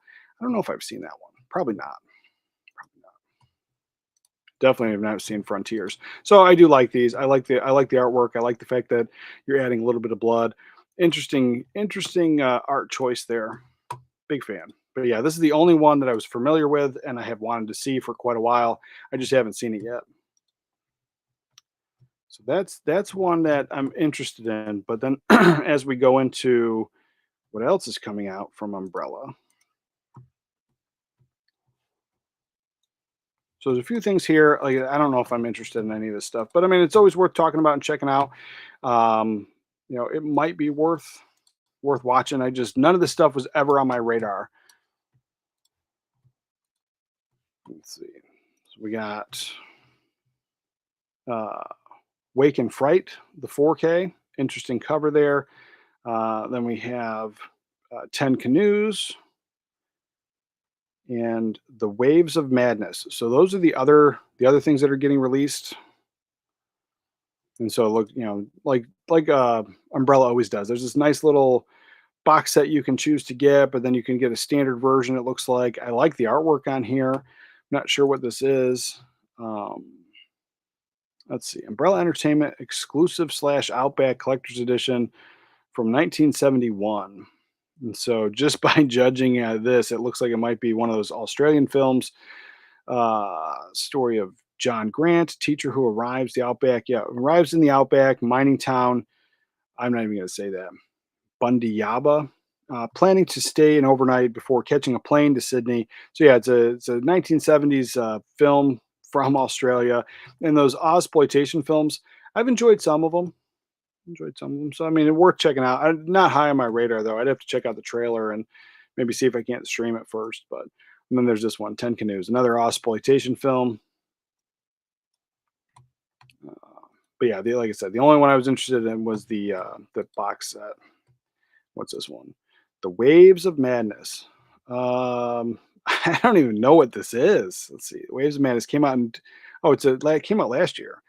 Special agent is dispatched to investigate a distress call from around the world cruise, only to find the ship eerily abandoned and haunted, and a malevolent force and twist of sanity and terror. So it sounds like Event Horizon, but not. It's like a cruise ship version of Event Horizon. Yeah, I don't know. That's what they have. That's what they have going on. None of that stuff was high on my radar.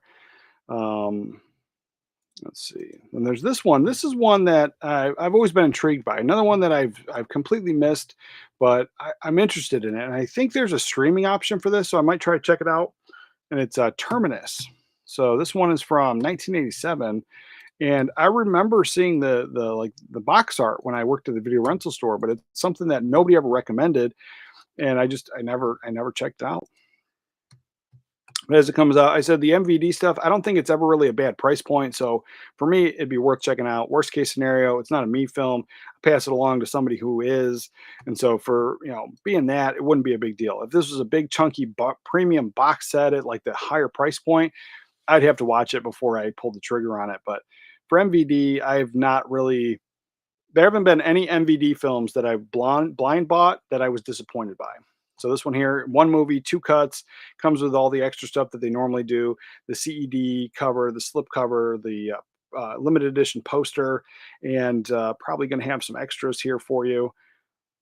Um, let's see, slip cover, single disc, sort of a Mad Max futuristic adventure. Yeah.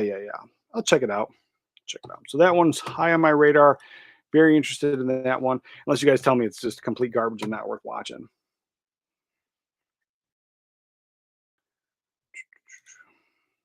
Craig says, I also love Imprint, but they have $45 shipping fee. That's why you gotta spend. I know it sucks, but you gotta spend the $240 to get the free shipping, and that's why I see a lot of stuff. Like I always see a lot of stuff that's on eBay for the exact price that it costs to purchase it. So a lot of people buy the bundle packs and they only keep what they want and then they sell off the rest. And so they're not like asking, they're never prices that are like scalper prices. So I was like, this has to be people that were trying to get the free shipping, because a lot of my collection was built off of that. It was just, picking it up. I was like, well, it costs the same if I bought it from Australia, but I don't have to pay the shipping. So I was like, I definitely have quite a few titles that way. I just picked up Batteries Not Included because I missed out on the Thanksgiving sale they did, and it's all sold out. And then I picked it up and I paid exactly what it cost on eBay with free shipping, as if I had bought it myself from Imprint. And so like that has to be the case. So it's one of those things where it's kind of sucks, but if you wait, if there's no movie that you don't need day one, sometimes I stock up. Like I'm still waiting, and it just finally shipped, and it's in LA. So very soon, I'm getting my January order that I've been waiting for a long time. So it was I Dream a Genie, Bewitched. I ordered the Marlon Brando box set. There was a couple other things. I got the Kim Novak box set. So I ordered a bunch of that stuff, and I'm waiting for it to come in. And then yeah, it's finally in LA. And so that was the stuff that it was all supposed to come out in January, and some of it was out earlier. So if you wait or you get a big box set, you can justify it that way. So I was like, that's what I usually do. If I order direct from them, I get the big purchase all at once. I save up, I plan to purchase one of those things. But then they started doing the pay in four stuff. I know a lot of people do. We just started doing it on my store. That helps out. That could help out easily. You break down a bigger purchase like that, pay it in four, and a lot of times mine, when I've used it, it has been completely paid off before it's shipped out to me. So if you're doing the pre-orders, let's see, we got that. Let's see. Also love Legend, but I want the Euro cut in 4K. Oh, it'd be nice. It'd be nice. Yeah, Legend is one of my all-time favorites. All-time favorites. Let's see. Arthur, a room tour will be fun. I was like, because I've been debating whether or not to start it, because it's not like part of it, but I was like, the rest of the house is still kind of like this, and I've got movie posters hanging up on the walls, and so it's all kind of movie related, but like the rest of the house is not. My wife kind of she wanted it for us, like she's like, you share your life, and part of this, with the world. She's like, can we just have some stuff private? That's why I try not to like do like the stuff downstairs. I did make one video where I did a demonstration off my TV and stuff, but yeah, so I was debating whether or not to kind of start it in the closet, like almost like a Criterion closet thing, because it's like a walk-in and it's got the shelves all around, and then just kind of start there and then head up the stairs. And I've got like this awesome, like awesome Frankenstein and Dracula paintings. I mean, they're prints of paintings, but they're like they were limited edition stuff that I picked up from Sideshow Collectibles years ago, and I had them professionally framed in these like gothic black, ornate frames, and those are in the hallway, and no one ever gets to see them. But then at the same time, like when I've taken pictures, nobody ever really gets to see how big they are. They're monster pictures, and so they're hanging up. So I thought about doing that, and like going up the stairs and like showing off my stuff and my posters and paintings and stuff, and then actually coming in here and showing off the movie room. So I was like, I've been debating whether or not to do all that, but it's a lot of work, and I do all this myself. And so like the editing and like trying to make an intriguing kind of video instead of just me on a shaky cam with my phone, just kind of walking up the stairs, having it juddering around. I'd like to give you guys a good tour. So if not, it might just be me spinning around here and showing you, taking you all the shelves and stuff. But the members only videos I do over here in the chair, more of a laid back thing, and you get to see some of that stuff. And behind me is a lot of my autograph stuff. So it's a different angle, but yeah, I do the member only videos over there. So that's pretty much all everybody's gotten to see so far. Captain Horror, what's up, brother? What's up? What's up? Good morning, bro. Good morning, all chat. Woke up late as usual. Oh, no big deal. I was like, you can always watch it on the back end. And I was like, I totally get it. I was like, sleep's more important. As I know a lot of people are starting to get their mugs. The shirts take a little bit longer, but definitely let me know when you get that shirt in, brother. And Gary, morning, brother. Here, I just finished True Lies 4Ks. Nice, nice. I like True Lies. I was like, I know it's a very controversial one, but I enjoy it. On the new projector, it was great. Yeah, I was like, I kind of feel like some of those things that people might complain about, like, could go away on a projector. I've always wondered that because I've said before, I picked up this. That's close, but I'm not going to reach down and get it. But I picked up this older LCD projector, and I hooked up a VCR to it, and we watched that. And so we watched The Mask for my daughter's birthday. I got it so we can watch movies outside, do our own little like drive-in theater thing. And watching that old VCR tape on there, and I picked up a square screen projector, like an old 4.3, and I got all this stuff like super cheap. And yeah, it's like I was like, if I watch that VCR tape on anything that's not this old CRT, it shows the cracks and the fuzz and the dirt, and like it's just a grimy way to watch it, which also is kind of fun. But watching it on the projector, it was awesome. It was awesome. It looked pretty good. So I was like, yeah, I was like, a projector could probably, like a nice 4K projector could make some films look pretty awesome, I think. Why so BlueTube? Yeah, I'm watching this feed before going to work. I'm in the PST, so it's still early for me. Oh, okay, Pacific Standard Time. Nice, nice, nice. Well, I'm glad we're here for you.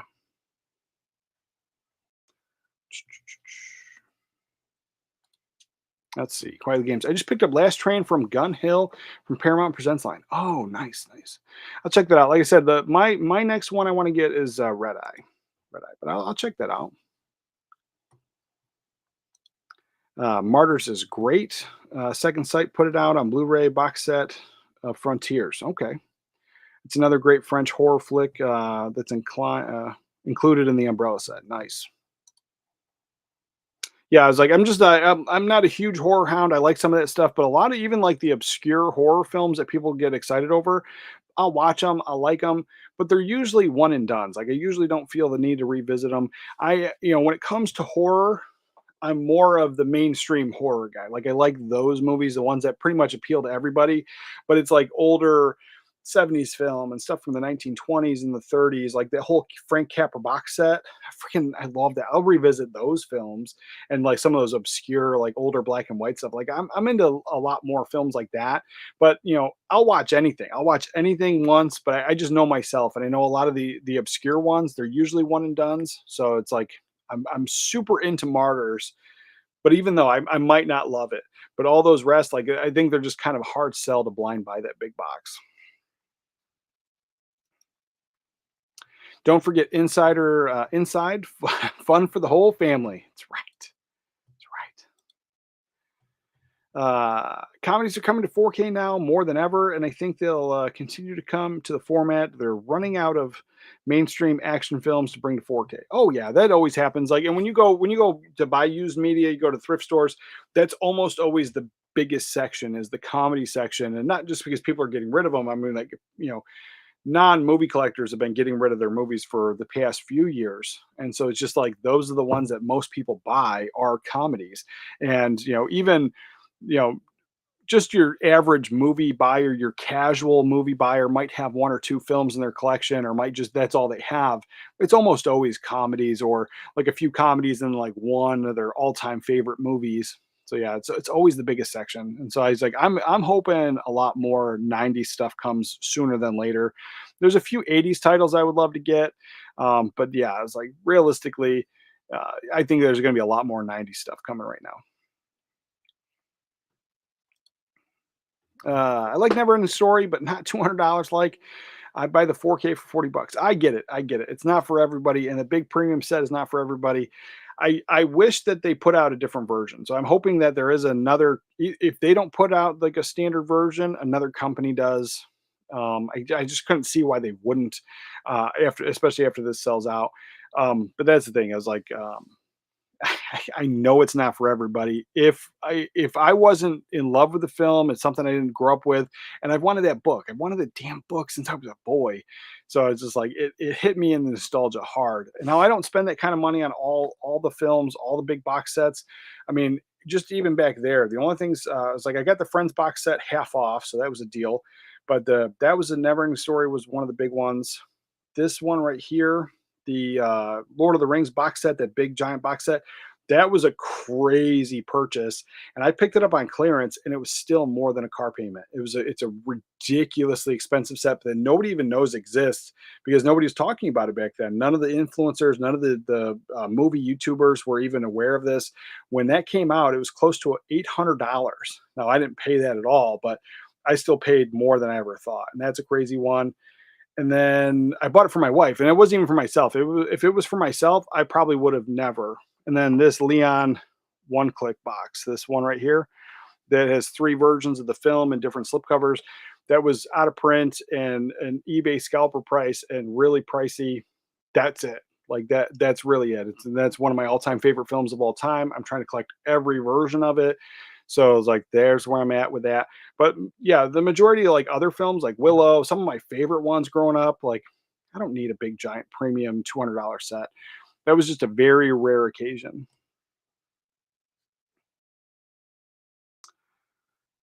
When do all of our filming and editing, or so we, when we do all of our filming and editing, it's a lot of work. The audience doesn't see. Oh, it's a ton. Like I sit here, yesterday's video, I think it was like 15 minutes. I recorded it in the morning, and then, I mean, I think my fully finished video, because I mean you make bad takes, you have a different thought process, or like as I sometimes I've watched the film back and my audio's messed up or something's messed up, or I've had like a situation where like all of a sudden like my mustache is like really screwed up and where it's like it looks like I slept on one side and like the whole video. So it looks like I just rolled out of bed and it's like so then I got to go in and rebrush the beard and the whole thing and because I'm watching on this little screen. And so there's definitely time to record, but then the editing process, my computer, my internet, everything crapped out yesterday. So when I was all said and done recording the 15-minute video, the raw footage was probably like 35 minutes. And then I had to edit it out. I had to watch it. I had to cut out what I wanted. Then I had to go find all the clips and the stuff that I wanted to add into it. And then I had to add it in. And then I had to, rewatch it and make sure my audio sounded okay. And then by the time, I was trying to upload it, then the internet was going. That little 15-minute video, I had about 6 hours of editing into that thing. So, because like it was all done and said, my wife called me at like 10:30 in the morning, and I was done recording. I didn't get the thing uploaded until like 7 o'clock at night or something, or 8 o'clock at night. So yeah, one of those things. Oh, this is one. Gary Amadeus is coming on Tuesday. Yes, that's one I didn't have it on pre-order. I'm gonna wait. It was one of those ones where I was like, I want it, but I was like, my budget for this month was already kind of out of whack. So I'm gonna wait on that one. But I want it. I want to get it, and I'm looking forward to it. I'm looking forward. You got to let me know what you think. But it's also one I haven't seen the movie since I was a kid. Let's see. Anyone in here have lesser known 70s horror movie worth watch on a 70s kick right now? I mean, I have this one. That's probably from the 80s though. I have this one. I don't know if it's worth a watch. I found it for 50 cents, and so that's why it's still in my collection. But if I bought this like for 20 or $30 on Vinegar Syndrome, I'd probably be disappointed. So it's called Hell. No, but no, it might be an 80s film. Oh no, yeah, 1985. So I have Hellhole from 1985. I have this on VHS, and so that's the film. That's the one I have that I don't think anybody's ever heard of. Everything else I have is pretty much mainstream or super popular. I've got Cruisin', Life Force, TCM2 4Ks coming in today from Orbit. Nice, nice, nice, nice. Yeah, I just recently watched Cruising. I never saw that one for the very first time. It's a good film. I was debating whether do I need to get the 4K on the blind buy at like the $50 price tag, or even if there's a good sale price on it, or should I just get the Blu-ray? From what everyone says, they say that Blu-ray is a top-notch scan, like a beautiful image. So I think that's probably where I'm going to get. I think I'm just going to get the Blu-ray of it. And I just watched it, so I don't think I need to rush out and get that either, even though I've waited this long. So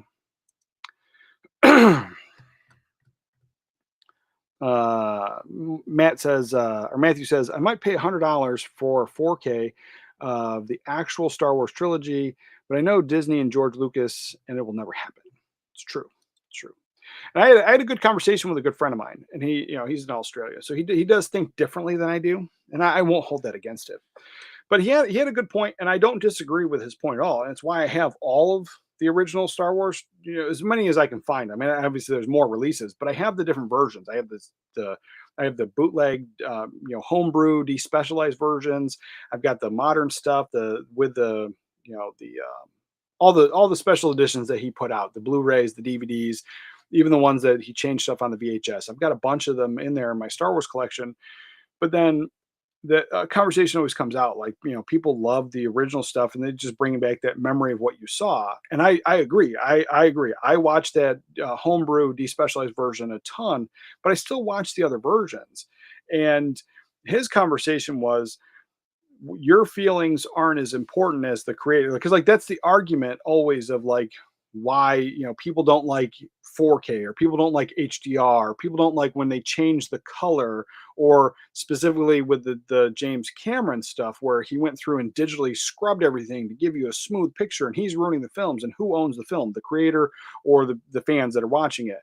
And if you go back to that, just that simple conversation of the creator's vision of what they originally did with the vision, and so making changes afterwards kind of sucks. But like in the case of Star Wars, he makes the point of that's his vision, and he says that's the final thing, so deal with it. And I don't disagree. And that's why I have multiple versions. There's different ways to watch it. And if you like the originals, and I get it, you want to watch exactly how you remember it, I do too. The very first time I ever watched Star Wars was the original, unedited, unchanged. I mean, there was like little changes, but not tons. Like it was before they were calling the first one or the fourth one A New Hope. So I was like, that's what I remember. And so like there's that conversation. But then you have like the whole idea of, where I don't know how to say this. Like, so he created it and changed it, but I also have always wondered and speculated if like somehow or other, and they don't really talk about this because it could ruin the brand. Did he lose the original rights to the original film? Because the idea of like, why didn't the original film go to Library of Congress? Why has it been such an issue to have the original film, the original edit? And when you look back when he put out the DVD of the special editions, they included those original versions, but they create in this like weird small format. And so I've always speculated if somehow or other in his divorce that maybe he lost the rights to the original edits of those films, and then that's why since then every version he's put out is a different edit. So it's the same thing. If there's a public domain movie, anybody can put it out. But then if Criterion does a remaster of it, somehow or other, they own the rights to that remaster, even though it's a public domain movie. So you could put your own version out, but you now can't use the Criterion version without paying Criterion. And so like it's that same thing. So even though it's his film, like it was there something, and I don't know if there is or not. I've never read anything. It's just always been some kind of speculation that I've had, is did he somehow lose those rights? And then we've never heard about it because it would ruin the brand. And that's just kind of what I just kind of always had a thought process, but it just could be just a simple, he says, I want it to look like this and I couldn't do it back then. And everything that he said along the way is the truth. So it falls into that weird conversation, but I do see where my friend is talking about it, and I don't disagree. It's why I have all the different versions.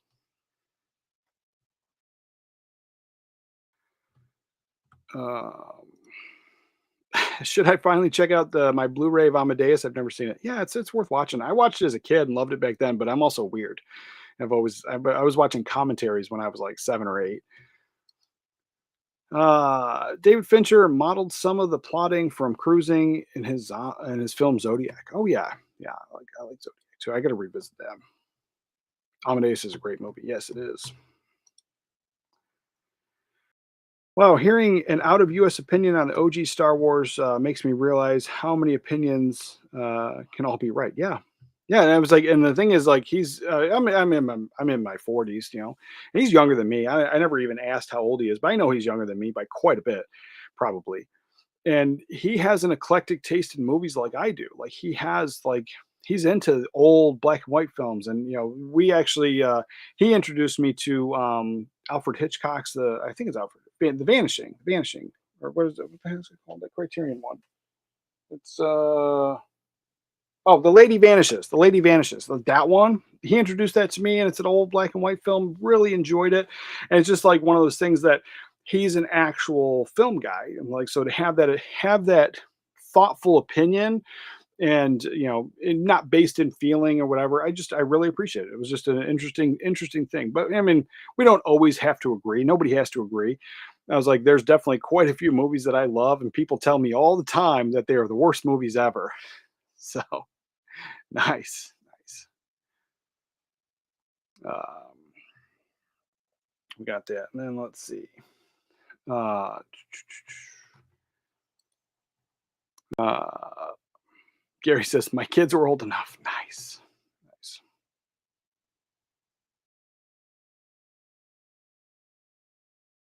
70s horror, Black Christmas. Oh, that's a good one. That's definitely a good one. But I think that one's kind of mainstream. But I think it wasn't. I think that Black Christmas was on the cult status. I remember when I worked at the video rental store.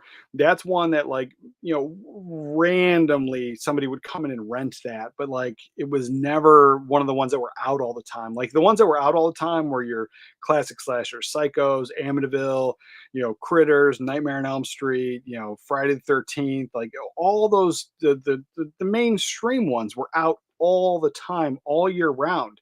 Black Christmas, I think in the entire like time that I worked at the video rental store, maybe twice did I ever see that like go out on rental.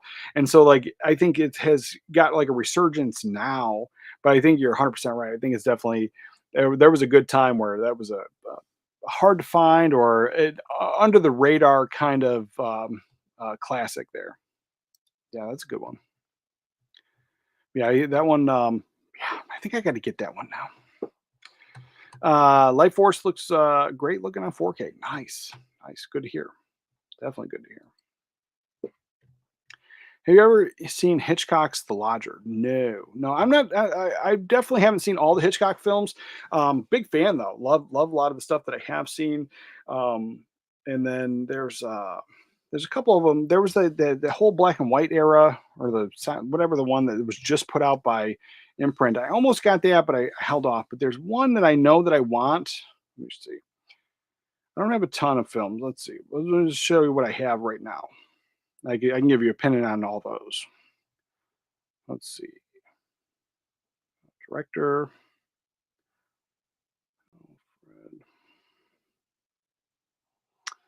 Obviously, I have The Birds, The Man Who Knew Too Much, Psycho, Rear Window. Rear Window is my all-time favorite.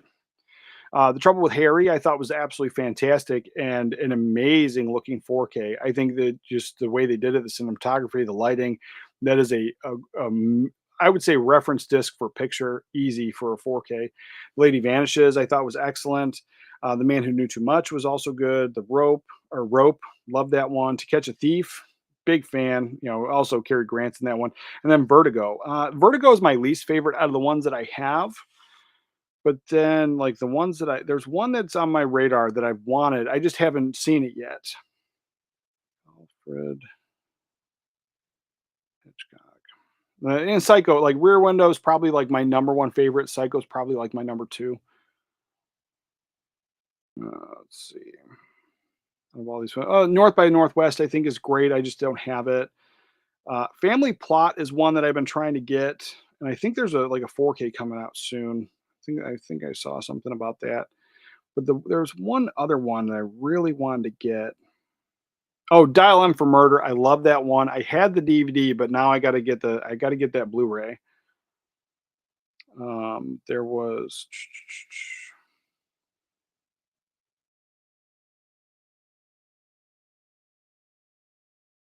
Saboteurs on my radar. I want to get that one. Suspicion. Here we go. This is the one I think it was. Mr. and Mrs. Smith. Because it's a rom com. It's a screwball rom com by Alfred Hitchcock. And so I liked what they did with Trouble with Harry, which is also it's not a rom com, but it's a comedy. It's a dark comedy. And so like yeah, I that one's high on my radar. That's one I got to check out. So yeah, there's that one. But I mean, I would definitely like if there was like if I could get every single film on Blu-ray or 4K Hitchcocks, I would. I would. But yeah, no, I've not seen The Lodge. Gonna check that one out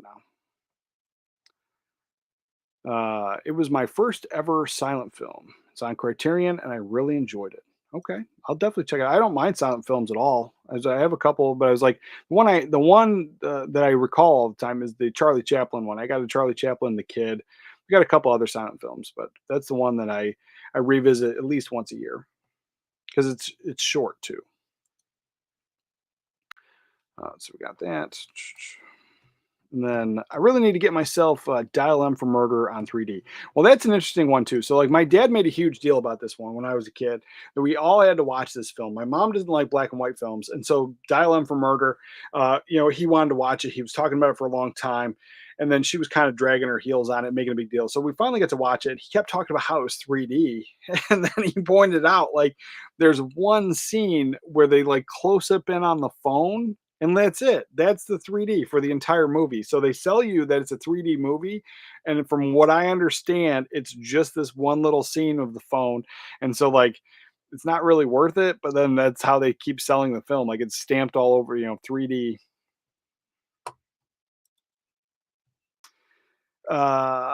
Let's see. 80s. If you have a P.O. box, I could send you Hot Rod. Well, I haven't had a P.O. box, so I'm going to get one.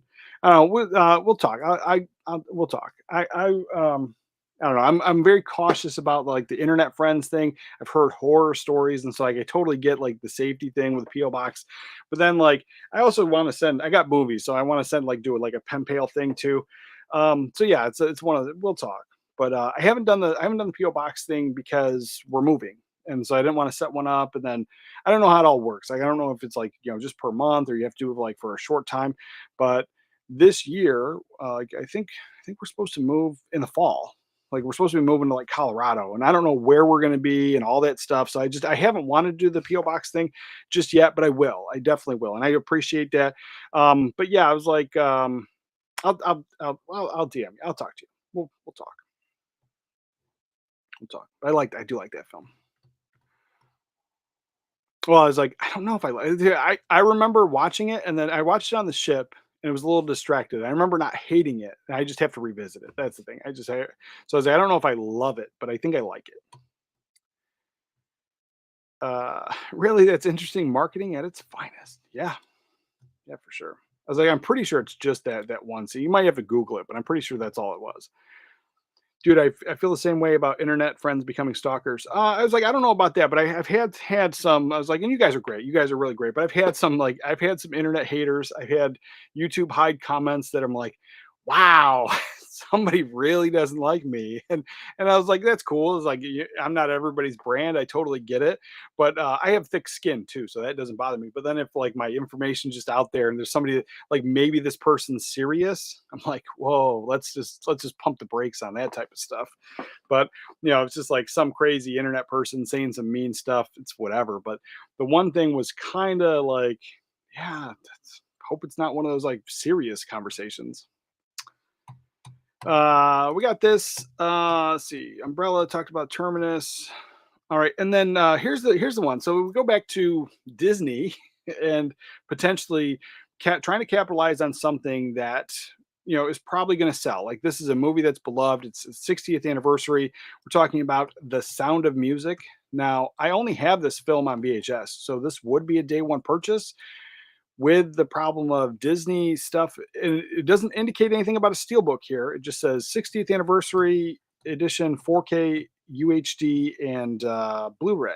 Let's share the screen, and it's showing some of that original painted artwork, which I love. I mean, I think it would be, I think it would not be disastrous, but from comparing it from the VHS, which just has, look, it looks like a photo of her as this original movie poster. Give me the original movie poster all day long. I would take this in a heartbeat.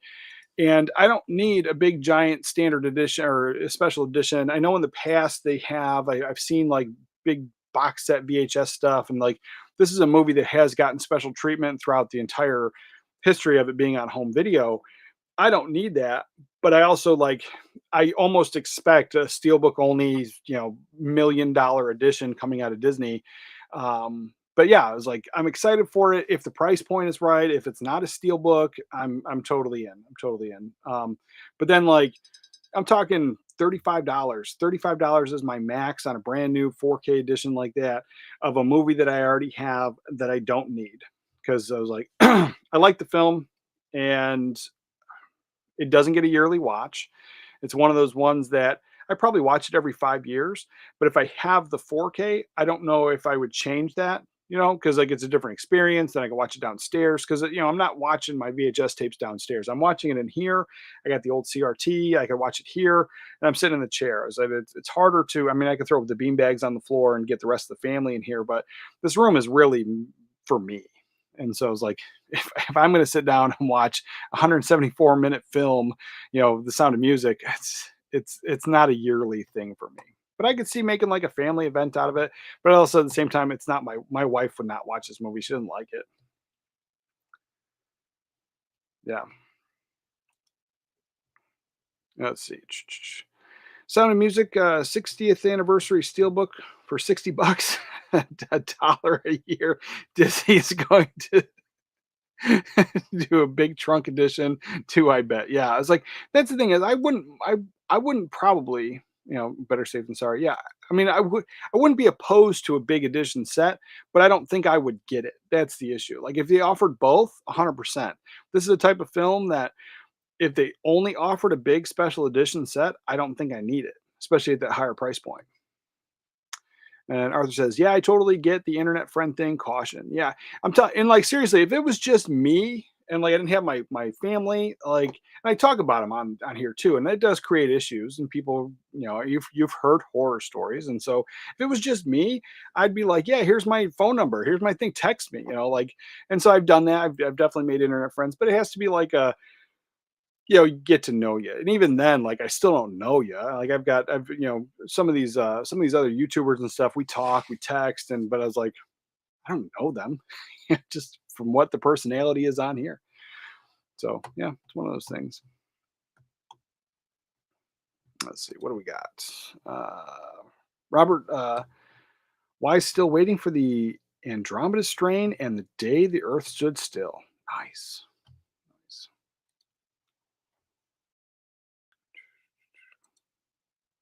Never seen Sound of Music. That's the thing is like not everybody's into musicals, and I am, but I'm like not into all of them. There's definitely some musicals I like, but then there's this like conversation of man musicals. Like there's definitely movies that are made, with girls in mind. There's movies made with boys in mind, and I was like, there's a few like what is it? Little Shop of Horrors. I think is a man musical. Now this one here, Sound of Music, is not. It's considered I would say a family musical. I like a lot of those ones like White Christmas and anything with Danny Kaye, all those like older stuff from the 50s and 60s. Give me that. A lot of the 90s musicals, I'm not really into it, but my older daughters are. There's that type of thing. So I was like, I would recommend giving it a watch. It takes place during a certain time, in our history, and so it's worth watching. But then, yeah, it's one of those things that I know that there's quite a few people that it was like a one and done. There's quite a few people that have done like a yearly watch on it. For me, it's like every 5 years is good for me. And even now that I've seen it so much, I think it's like more of a background movie, where I'll put it on. I just like listening to it. I'll catch bits and pieces. But getting the 4K, 100% make a whole event out of it, do the popcorn, do the soda, the snacks, and just chill out for the next little bit. I tried watching Wicked. So I heard there were some things in there that, may or may not be inappropriate. I don't know. I've heard some things about it. And so I was like, I don't like just blindly let my youngest watch some of that stuff because like she's very impressionable and you don't know. And so you don't know what's going to happen. And so I was like, I was trying to watch it because she wanted to watch it and I hated it. I freaking hated it. And it's like long. It's like 2.5 hours long. And I was just like, I was bored. I was bored. I was an hour into it and I was like, it just the pacing of it, it's for a musical. I mean, some of the musical numbers were fine, but yeah, like I just couldn't get into Wicked. I just couldn't do it. My wife's not into musicals. So it's like one of those things, but like I'll watch Grease. I'll watch that all day long. I was like, I'm a big fan of that one. So I guess it all depends. See, my favorite musical is Hedwig and the Angry Itch. I have the Criterion Blu-ray. I will check that out. Check that out. Let's see. I had a fellow YouTuber live with me for a year. I was like, that's a little different. I mean, like, I don't know, like you get a different vibe when you're talking to other YouTubers and people that are public in their with their stuff. Like, you kind of get a vibe for them, and even then, you still don't know. But then it's also different. Like I'm telling you, if I was by myself, I would have a whole different mentality. Like, there's always like people that are like, hey, there's a convention here, there's an autograph signing, like, just come hang out and stay with me. And I'm like, well, I said, I'm not bringing my 8-year-old. Like, it's one of those things. Like, my wife's on deployment. It's not like I can leave her by, and I'm not bringing her to some stranger's house. Like, I'm just not doing it. It's always the better safe than sorry thing. But yeah, by myself, I would have no problem with any of that stuff. Let's see. And there's this one here. There's something that's a cult film. I don't know. Let's see. What is this? 17th century Italy, a Spanish prince who's searching for a bride falls in love with a beautiful local peasant girl. So this is director Francesco Rossi. So this looks like an Italian film, one of those cult classics from the 60s. I've seen quite a few of those. I have quite a few of them. This is something, it's not high on my radar, but it was just announced. And the reason I mention it is because I actually missed that section. When we used to work at the video rental store, and even when I didn't work there and I just rented tapes, there was a whole section of a lot of the stuff like the cult films and foreign films. And not often, but I have one that was like a Blockbuster one. And it kind of I was bored with it, but I still have it. It's on VHS and it has the subtitles on the VHS. I was like, yeah, we got a lot more of that stuff. But yeah, this one here called, I don't know anything about it, but I'm intrigued. I'm glad they're doing some of this stuff and releasing it over here. I know these types of movies aren't for everybody, but I mean, I would probably check it out. Again, this is probably going to be a day one for me. Not a day one, but something I wouldn't blind buy. I would want to check out first, but it's in my wheelhouse. Like, these are the types of films I go into. So you're going to talk about like obscure horror, and there's huge fans of that, where I'm more of your mainstream. These are the types of films that I'll check out. Like, and I've got quite a few of them in my collection that, in foreign films, anything with subtitles I'm in on. I don't have as much the Hong Kong cinema as some of the other guys do, or they get excited for, but I have a lot more of this stuff. Anything that's like the dramas or the weird cult classics, I'm into kind of that stuff. So yeah, More Than a Miracle. I don't know if I need it in my collection, but I'm interested. It's a period piece from the 17th century that came out in the 60s. So between them doing the period piece, the costume design, the time period that it was filmed with the film stock, all that stuff, I just think that would be right in my wheelhouse. So that was it. That was all the stuff that we had to talk about today. And somehow I managed to go 2.5 hours and we didn't even have a lot of stuff to talk about. So it was definitely a fun time. If you guys have any more questions, I'm going to wrap this up soon. But then, let's see, pull this in. Let's see, what do we got? What? I don't know. What are you giving me crap about? What? Oh, thanks for being here. Got to go to work. Appreciate it, brother. We're wrapping it up anyway. My two favorite musicals are The Rock of Ages and the Rocky Horror Picture Show. I couldn't get into the Rocky Horror Picture Show. Now, I like some of it, but it's just like, it's not my thing. It definitely, I don't know. I don't hate it. I picked it up cheap at Walmart, so I'll keep the movie. I'll give it another shot another time. My first watch on that was like a year ago. I love Tim Curry, big fan. I like a lot of that stuff in there, but I don't know. It just didn't hit home for me. Where like a movie um Little Shop of Horrors, like that one is funny to me. Like I just didn't find the other one funny. I found the other one intriguing. Like Rocky Horror, I think it has a lot of fun elements, but I just didn't like. I wasn't laughing at it like where I remember laughing at the other ones. But then Rock of Ages, I haven't seen that in a while. I'd give that a revisit for sure. For sure. I mean, obviously, I'll see Rocky Horror at some point again. I don't know. The first watch, I just wasn't into it. But movies grow on you too.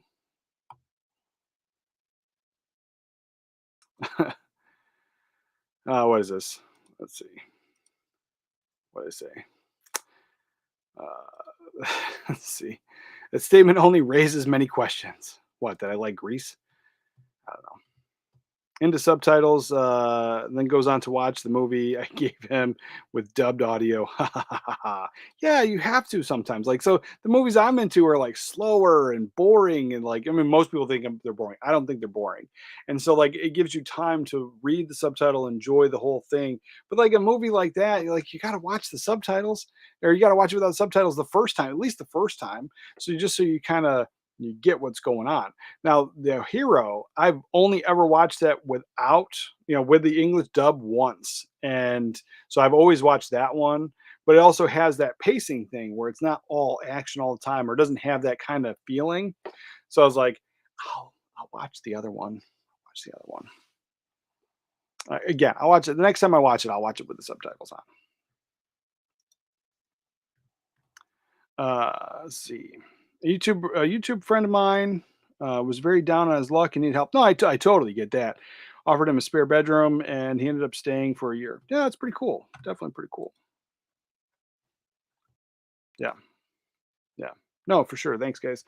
No, always love having you guys here. And then yeah, I'm gonna wrap it up for the members only stuff. Like I said, we're starting that new series, and I'm gonna record it sometime this afternoon, and it'll be ready for tomorrow.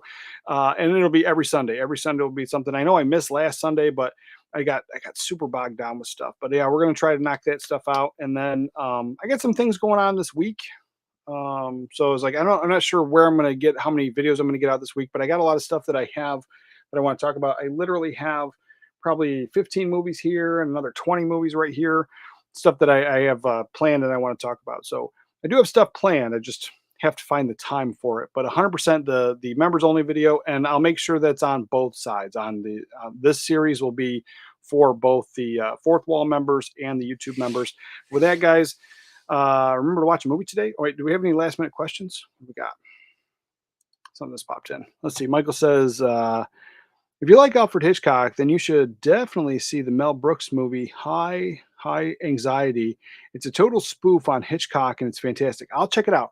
But I was like, I've never been a huge spoof guy. Now there's a few that I like. But a lot of those spoof movies I've not been into. But I'll check it out. It sounds kind of probably more up my alley. The one that I don't love, and I like Mel Brooks. I like Mel Brooks. So there's a few things that I like there, but the one I don't like is Robin Hood Men in Tights. I don't like that movie. There's nothing you guys can say to change my mind. And I don't know if it's a hot take. My wife loves it and I can't stand it. And so I've heard it more times in my life than I've ever wanted to.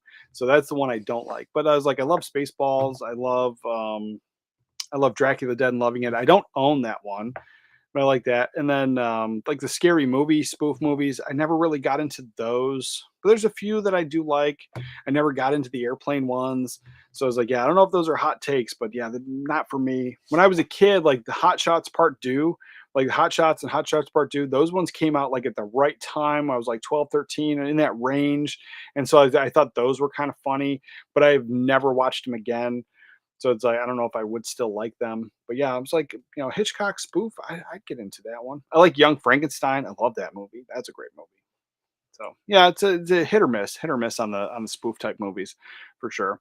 With that, guys, remember to watch a movie today, and I'll catch you guys next time. As far back as I can remember, I always wanted to be a gangster. Oh, don't give me a cat. That's fine.